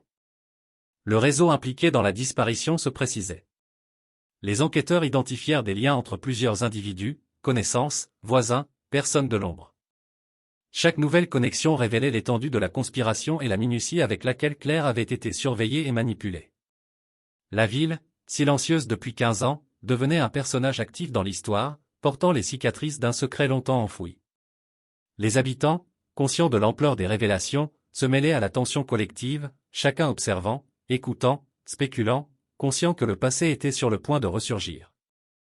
Les nuits dans le hangar étaient un mélange d'angoisse et de concentration intense. Chaque craquement, chaque froissement de papier semblait être un avertissement, chaque geste analysé avec minutie. Le cold case devenait une entité vivante, exigeant persévérance, intuition et courage. Les enquêteurs comprenaient que la vérité ne se révélerait pas facilement, mais que chaque effort rapprochait de la résolution finale, et que le prix de l'ignorance pouvait être bien plus élevé que prévu. Une autre percée survint lorsque des correspondances trouvées dans les affaires de Claire furent recoupées avec des archives de la police. Des incohérences apparurent, révélant que certaines enquêtes initiales avaient été incomplètes ou biaisées. Chaque détail pris séparément semblait anodin, mais mis ensemble, il révélait un schéma complexe de dissimulation et de manipulation. Le cold case n'était plus seulement un mystère du passé, il devenait une confrontation directe avec des erreurs, des omissions et des secrets que certains avaient voulu garder cachés. Alors que l'aube approchait, le hangar était toujours le théâtre d'une bataille silencieuse entre passé et présent. Chaque lampe torche révélait des indices subtils, chaque conversation permettait de relier des fragments de mémoire et d'archives. Le cold case, ressuscité après 15 ans, imposait sa loi et testait la détermination de tous ceux qui cherchaient la vérité. Chacun savait que la suite de l'enquête révélerait non seulement ce qui était arrivé à Claire, mais aussi les secrets de la ville elle-même, et que la résolution pourrait bouleverser toutes les certitudes accumulées au fil des années. Le ciel était encore sombre, un voile de nuages épais couvrant la ville comme un présage silencieux. Le hangar, désormais transformé en centre nerveux d'une enquête haletante, résonnait des pas et des murmures des enquêteurs, chacun scrutant avec une concentration quasi obsessionnelle chaque document, chaque objet, chaque indice. 15 ans de mystère pesaient sur leurs épaules, mais la certitude que la vérité approchait donnait une énergie presque surnaturelle à tous. Le cold case, longtemps oublié dans l'ombre du temps, semblait reprendre vie avec une intensité presque tangible, enveloppant tout dans une atmosphère d'angoisse et d'excitation. Une découverte inattendue fit trembler l'équipe. Dans un tiroir poussiéreux, une lettre jamais ouverte fut retrouvée, adressée à Claire mais jamais envoyée. Les mots, soigneusement écrits, décrivaient des menaces à peine voilées, des avertissements sur des rencontres dangereuses et des lieux à éviter. Chaque phrase vibrait de tension et de peur, et les enquêteurs comprirent que Claire avait été consciente d'un danger imminent, qu'elle avait tenté de se protéger et de protéger les autres, mais que son courage seul n'avait pas suffi. Le cold case, jusque-là théorique dans l'imagination de la police, devenait maintenant concret, tangible, presque vivant. Les analyses scientifiques apportèrent des révélations supplémentaires. Des traces de substances chimiques sur les affaires de Claire furent identifiées comme provenant d'un laboratoire abandonné en périphérie de la ville, un lieu que personne n'avait exploré depuis des années.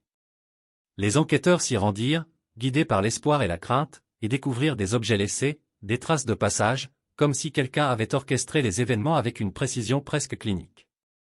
Chaque découverte confirmait que la disparition de Claire n'était pas le fruit du hasard, mais le résultat d'un plan minutieux, d'une machination froide et méthodique.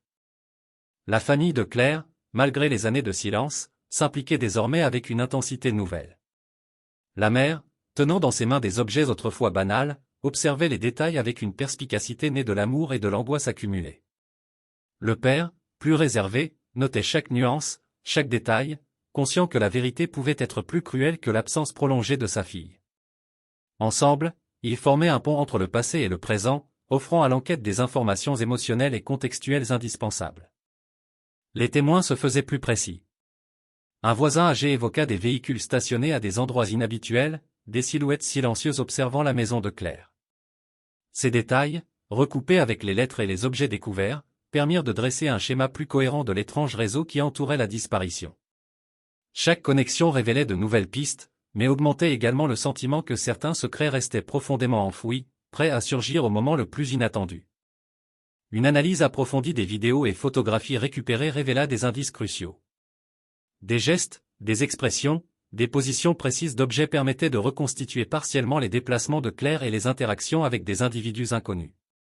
Chaque image était examinée, recomposée, recadrée, comme si l'équipe cherchait à voir à travers le temps et l'espace ce que la mémoire humaine avait oublié. Les silhouettes floues, les mouvements subtils, tout prenait un sens nouveau, révélant un plan orchestré avec une précision troublante. L'ADN trouvé sur certains objets permit d'identifier un nouveau suspect, lié indirectement aux événements. Cette révélation fit basculer l'enquête, la disparition n'était plus un simple mystère, mais un engrenage complexe impliquant plusieurs acteurs dont la motivation restait obscure. Les enquêteurs comprirent que chaque mouvement, chaque décision, chaque détail pouvait devenir une clé essentielle pour dénouer le cold case. La tension montait, mais avec elle, l'espoir de découvrir enfin la vérité longtemps enfouie. Les rues de la ville, silencieuses depuis 15 ans, semblaient maintenant observées, chargées d'une tension presque palpable.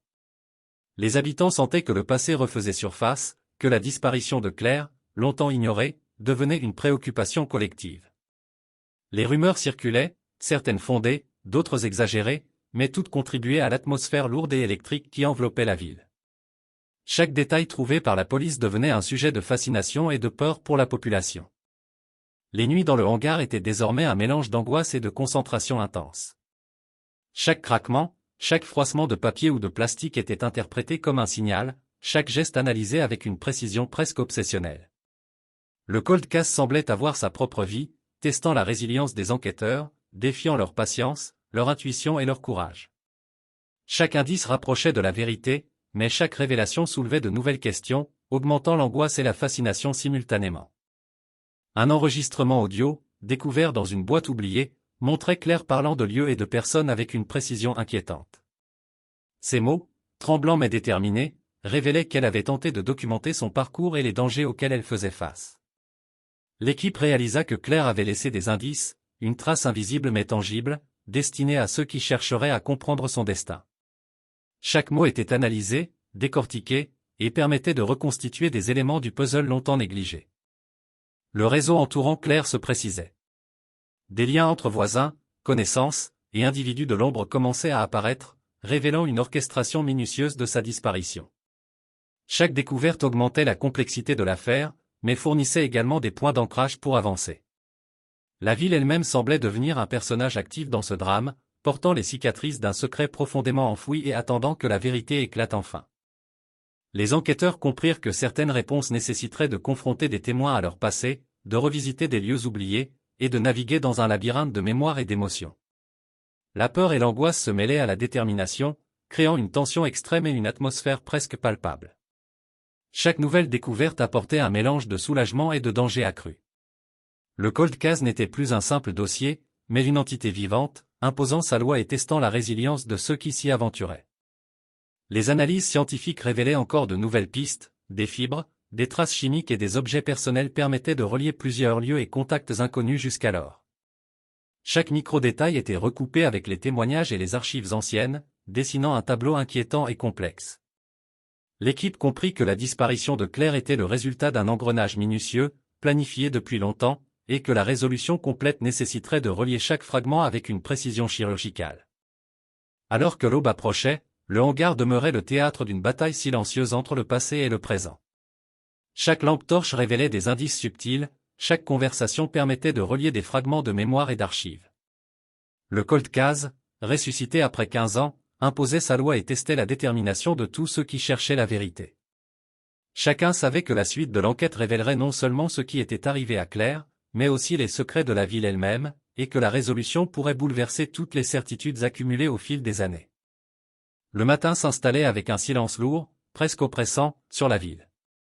Le hangar, humide et poussiéreux, continuait de résonner des pas des enquêteurs, chacun absorbé dans l'examen minutieux des documents, des photographies et des objets accumulés depuis des semaines. 15 ans de mystère pesaient sur les épaules de tous, mais l'adrénaline et la certitude que la vérité approchait maintenaient chaque membre de l'équipe sur le qui-vive. Le cold case, longtemps oublié, se manifestait désormais comme une présence tangible, presque vivante, qui testait la patience et l'intuition de ceux qui cherchaient à percer ses secrets. Une nouvelle découverte bouleversa l'enquête.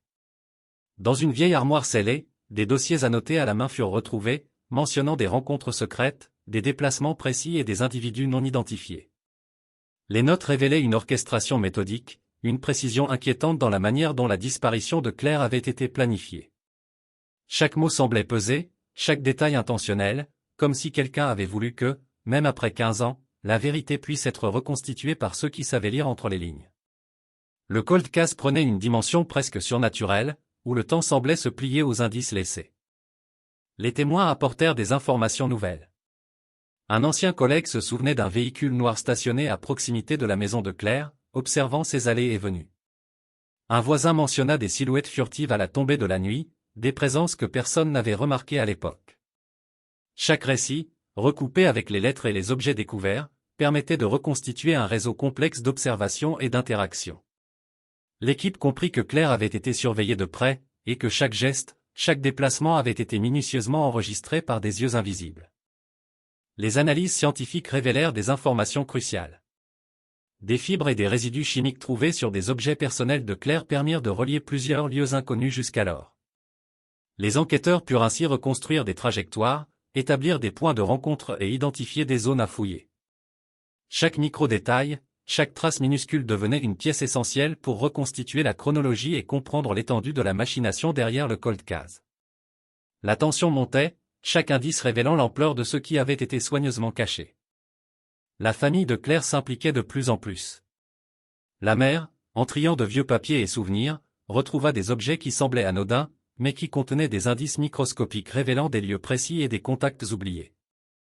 Le père, plus réservé, apportait une perspective analytique, notant chaque détail et chaque contradiction dans les témoignages.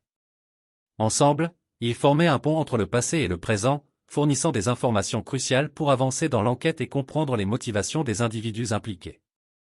Une percée majeure survint lorsque des vidéos retrouvées dans un ancien appareil photo révélèrent des gestes, des expressions et des positions d'objets qui, mis ensemble, dessinaient un schéma précis des derniers jours de Claire. Les enquêteurs analysaient chaque image, chaque mouvement, cherchant à comprendre qui était présent, où, et dans quel but. Chaque photographie devenait une pièce d'un puzzle complexe, révélant un réseau d'ombres et de mouvements orchestrés avec une précision inquiétante. L'ADN trouvé sur certains objets permit d'identifier un suspect clé, impliqué indirectement dans la disparition. Cette découverte fit basculer l'enquête dans une nouvelle dimension. La disparition de Claire n'était plus un mystère isolé, mais le résultat d'un engrenage complexe impliquant plusieurs acteurs dont les motivations restaient obscures. Chaque mouvement, chaque décision, chaque indice devenait crucial pour approcher la vérité. La tension dans l'équipe était palpable, car chaque avancée signifiait également une exposition accrue aux dangers cachés dans l'ombre. Les rues de la ville, silencieuses depuis des années, semblaient maintenant chargées d'une tension presque palpable. Les habitants percevaient que le passé refaisait surface, que la disparition de Claire devenait une préoccupation collective. Les rumeurs circulaient, certaines fondées, d'autres exagérées, mais toutes contribuaient à l'atmosphère lourde et électrique qui enveloppait la ville.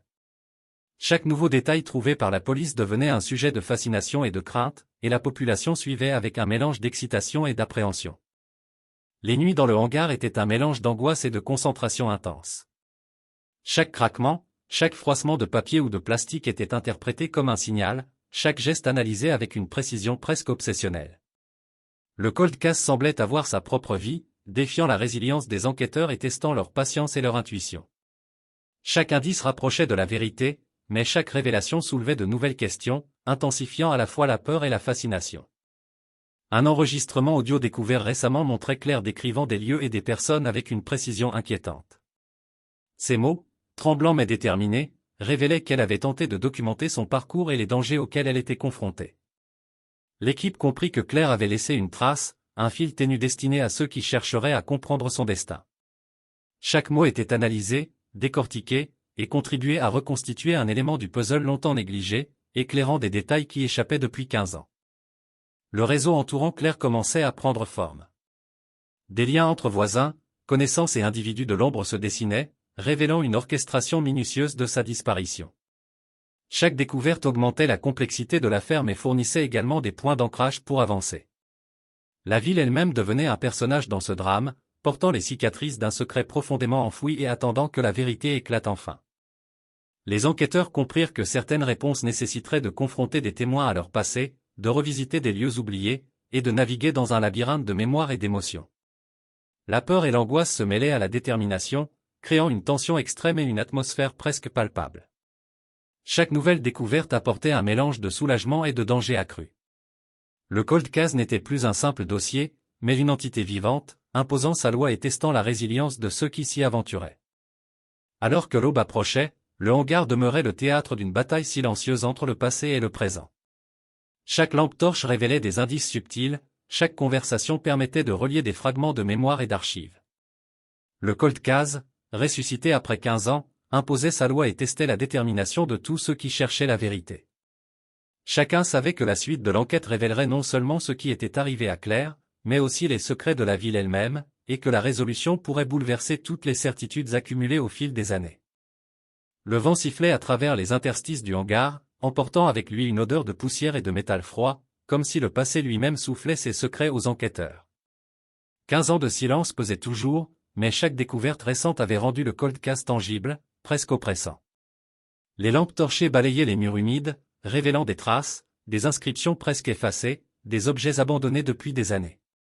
Chaque détail, chaque micro-fragment semblait chargé d'une intention invisible, comme si Claire avait laissé derrière elle un chemin minutieusement calculé pour ceux qui sauraient chercher.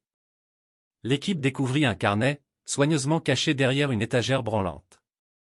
Les pages, jaunies par le temps, étaient remplies de notes cryptiques, de schémas de lieux, de noms de personnes et de dates précises. Chaque annotation, chaque symbole, chaque marge griffonnée révélait un plan méthodique, réfléchi, comme si Claire avait tenté de documenter son parcours et de créer des balises pour qu'un jour, quelqu'un puisse reconstituer la vérité. L'émotion monta parmi les enquêteurs, l'impression que la disparue elle-même les guidait à travers le labyrinthe du mystère était presque tangible. Des témoins furent rappelés, certains ayant hésité à parler il y a 15 ans, d'autres redécouvrant des souvenirs longtemps enfouis. Une voisine mentionna des rencontres nocturnes dans des ruelles, un commerçant évoqua des conversations interrompues, des gestes furtifs et des signes échangés entre des individus inconnus. Chaque témoignage, pris isolément, semblait anodin, mais lorsqu'ils étaient recoupés avec les objets et les documents retrouvés, un schéma inquiétant se dessinait. Claire n'avait pas disparu par hasard, elle avait été observée, suivie, traquée, et chaque élément de sa vie avait été méticuleusement enregistré. L'ADN prélevé sur un vêtement découvert dans le hangar permit d'identifier un nouvel acteur dans cette affaire complexe. Le lien avec Claire était indirect, mais suffisant pour ouvrir une nouvelle piste, un chemin encore inexploré. La tension monta d'un cran. Chaque membre de l'équipe savait que la confrontation avec ce suspect pourrait dévoiler des vérités cruciales, mais aussi exposer à des risques imprévus. Le cold case, longtemps resté théorique, devenait maintenant une entité vivante, imposant ses propres règles et testant la persévérance et le courage de ceux qui l'affrontaient. Les analyses scientifiques poussèrent encore plus loin. Des fibres, des résidus chimiques et des traces microscopiques retrouvées sur des objets personnels de Claire permirent de relier plusieurs lieux inconnus jusqu'alors. Chaque micro-détail devint un indice essentiel, une pièce indispensable du puzzle. Les enquêteurs comprirent que la disparition de Claire n'était pas le fruit du hasard, mais d'une orchestration complexe et planifiée, nécessitant une précision chirurgicale pour relier toutes les pièces dispersées au fil des années. La famille de Claire, malgré la douleur accumulée pendant 15 ans, participait activement à l'enquête. La mère, en triant de vieux documents et objets, retrouva des indices microscopiques révélant des lieux et des contacts oubliés. Le père notait chaque contradiction et chaque détail inhabituel dans les témoignages des voisins et anciens collègues. Ensemble, ils formaient un pont entre le passé et le présent, fournissant à l'équipe des informations émotionnelles et contextuelles qui s'avéraient cruciales pour avancer dans l'enquête et comprendre les motivations des individus impliqués. Une vidéo, retrouvée dans un ancien appareil photo, révéla des gestes et des postures étranges, des objets disposés de manière particulière.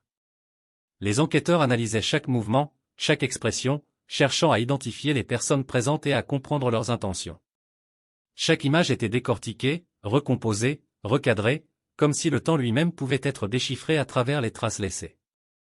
Les silhouettes floues et les mouvements subtils révélaient un plan orchestré avec une précision troublante, suggérant que la disparition de Claire n'était que le sommet d'un réseau beaucoup plus vaste et complexe. Les rues de la ville, silencieuses depuis 15 ans, étaient désormais chargées d'une tension palpable. Les habitants percevaient que le passé refaisait surface et que le cold case de Claire n'était plus un mystère isolé, mais un récit vivant qui affectait toute la communauté. Les rumeurs circulaient, certaines fondées, d'autres exagérées, mais toutes contribuaient à une atmosphère lourde et électrique. Chaque découverte policière devenait un sujet de fascination, mais aussi de peur, la population craignant ce que la vérité pourrait révéler. Les nuits au hangar se poursuivaient, mélange d'angoisse et de concentration extrême. Chaque craquement de bois ou de papier était interprété comme un signal, chaque geste examiné avec une minutie presque obsessionnelle. Le cold case semblait posséder une vie propre, testant la patience, l'intuition et la persévérance de ceux qui s'y aventuraient.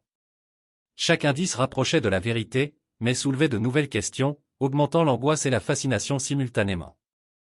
Un enregistrement audio, retrouvé dans une boîte oubliée, montrait Claire décrivant des lieux et des personnes avec une précision inquiétante. Ces mots, tremblants mais déterminés, indiquaient qu'elle avait tenté de documenter son parcours et de créer des indices pour que quelqu'un, un jour, puisse comprendre son destin.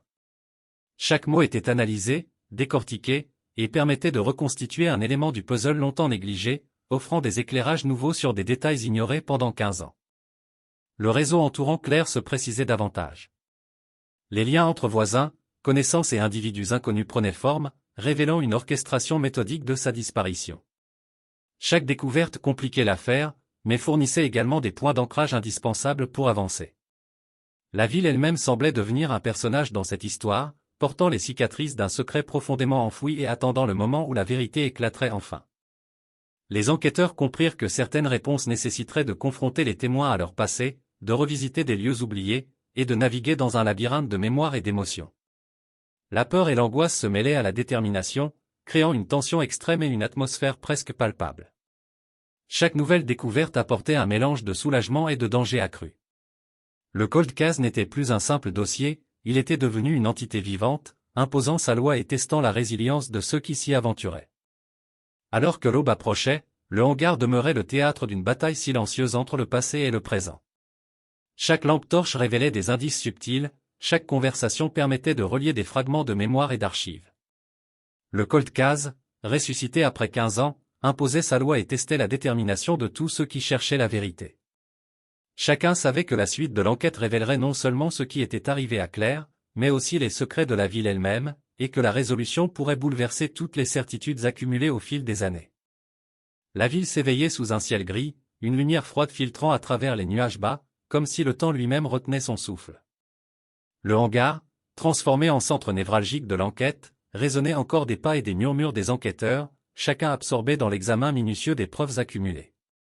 15 années de mystère pesaient sur leurs épaules, mais chaque découverte récente intensifiait la sensation que la vérité, longtemps enfouie, était enfin à portée de main. Le cold case n'était plus un simple dossier oublié, il était devenu une présence vivante, presque tangible, qui guidait et testait la détermination de ceux qui cherchaient à percer ses secrets. Une percée inattendue bouleversa l'enquête. Un objet, retrouvé dans une ancienne boîte appartenant à Claire, contenait des inscriptions codées que personne n'avait déchiffrées jusqu'alors. Les enquêteurs, travaillant avec des experts en cryptographie, découvrirent que ces symboles correspondaient à des lieux précis dans la ville et ses alentours, des points de rencontre et des caches secrètes utilisés dans les jours précédant sa disparition. Chaque nouvelle traduction révélait un schéma méthodique, une orchestration calculée, et confirmait que Claire avait été suivie, observée et manipulée par des individus extrêmement organisés. La tension dans l'équipe monta d'un cran, la disparition n'était pas le fruit du hasard, mais le résultat d'une machination froide et précise. Les témoins furent de nouveau interrogés, certains offrant des détails longtemps oubliés. Un ancien collègue mentionna des rendez-vous secrets et des conversations interrompues dans des lieux isolés. Une voisine rappela des allées et venues suspectes, des véhicules garés à des endroits inhabituels et des silhouettes observant la maison de Claire. Chaque témoignage, recoupé avec les documents et objets retrouvés, contribua à dresser un réseau complexe d'observations et d'interactions. La ville entière semblait transformée en un théâtre de secrets et de dangers, chaque recoin pouvant receler une piste déterminante. L'ADN prélevé sur un objet découvert dans le hangar révéla un nouveau suspect, lié indirectement aux événements. La tension monta instantanément. Chaque enquêteur savait que cette personne pourrait fournir des informations cruciales, mais que la confrontation comportait un risque élevé. Le cold case n'était plus seulement un mystère, il était devenu une entité vivante, imposant sa loi et testant la persévérance, la patience et le courage de tous ceux qui s'y aventuraient. Chaque indice rapprochait de la vérité, mais chaque révélation augmentait également le danger latent. Les analyses scientifiques poussèrent l'enquête dans une dimension nouvelle. Des fibres, des résidus chimiques et des traces microscopiques trouvées sur les effets personnels de Claire permirent de relier plusieurs lieux jusqu'alors inconnus. Chaque micro-détail devenait un indice essentiel, une pièce du puzzle permettant de reconstruire la chronologie des événements et de comprendre la portée du plan derrière sa disparition. L'équipe réalisa que la résolution complète nécessiterait de relier tous ces fragments avec une précision quasi chirurgicale. La famille de Claire jouait un rôle clé. La mère, en triant de vieux documents et objets, retrouva des indices microscopiques révélant des lieux et contacts oubliés. Le père notait chaque contradiction dans les témoignages et chaque détail inhabituel, offrant une perspective analytique indispensable. Ensemble, ils formaient un pont entre le passé et le présent, apportant des informations émotionnelles et contextuelles essentielles pour avancer dans l'enquête et comprendre les motivations des individus impliqués. Une vidéo retrouvée dans un appareil photo ancien révélait des gestes et des postures étranges, des objets disposés de manière particulière. Les enquêteurs analysaient chaque mouvement et chaque expression, cherchant à identifier les personnes présentes et leurs intentions. Chaque image était décortiquée, recomposée et recadrée, comme si le temps pouvait être lu à travers les traces laissées. Les silhouettes floues et les gestes subtils révélaient un plan orchestré avec une précision inquiétante, confirmant que la disparition de Claire n'était que le sommet d'un réseau beaucoup plus vaste et complexe. Les rues de la ville, silencieuses depuis 15 ans, étaient désormais chargées d'une tension palpable. Les habitants percevaient que le passé refaisait surface, que le cold case de Claire n'était plus un mystère isolé mais une histoire vivante, affectant toute la communauté. Les rumeurs circulaient, certaines fondées, d'autres exagérées, mais toutes contribuaient à l'atmosphère lourde et électrique. Chaque découverte policière devenait un sujet de fascination et de peur, la population craignant ce que la vérité pourrait révéler. Les nuits dans le hangar étaient un mélange d'angoisse et de concentration intense. Chaque craquement, chaque froissement de papier ou de plastique était interprété comme un signal, chaque geste examiné avec une minutie obsessionnelle. Le cold case semblait posséder une vie propre, défiant la résilience des enquêteurs et testant leur patience et leur intuition. Chaque indice rapprochait de la vérité, mais chaque révélation soulevait de nouvelles questions, intensifiant à la fois l'angoisse et la fascination. Un enregistrement audio, récemment retrouvé, montrait Claire décrivant des lieux et des personnes avec une précision inquiétante. Ces mots, tremblants mais déterminés, indiquaient qu'elle avait tenté de documenter son parcours et de créer des indices pour qu'un jour, quelqu'un puisse comprendre son destin. Chaque mot était analysé et décortiqué, permettant de reconstituer un élément du puzzle longtemps négligé, offrant des éclairages nouveaux sur des détails ignorés pendant 15 ans. Le réseau entourant Claire commençait à se dessiner clairement. Les liens entre voisins, connaissances et individus inconnus révélaient une orchestration méthodique de sa disparition. Chaque découverte compliquait l'affaire mais fournissait également des points d'ancrage indispensables pour avancer. La ville elle-même semblait devenir un personnage actif dans cette histoire, portant les cicatrices d'un secret profondément enfoui et attendant le moment où la vérité éclaterait enfin. Les enquêteurs comprirent que certaines réponses nécessiteraient de confronter les témoins à leur passé, de revisiter des lieux oubliés, et de naviguer dans un labyrinthe de mémoire et d'émotions. La peur et l'angoisse se mêlaient à la détermination, créant une tension extrême et une atmosphère presque palpable. Chaque nouvelle découverte apportait un mélange de soulagement et de danger accru. Le cold case n'était plus un simple dossier, il était devenu une entité vivante, imposant sa loi et testant la résilience de ceux qui s'y aventuraient. Alors que l'aube approchait, le hangar demeurait le théâtre d'une bataille silencieuse entre passé et présent. Chaque lampe torche révélait des indices subtils, chaque conversation permettait de relier des fragments de mémoire et d'archives. Le cold case, ressuscité après 15 ans, imposait sa loi et testait la détermination de tous ceux qui cherchaient la vérité. Chacun savait que la suite de l'enquête révélerait non seulement ce qui était arrivé à Claire, mais aussi les secrets de la ville elle-même, et que la résolution pourrait bouleverser toutes les certitudes accumulées au fil des années.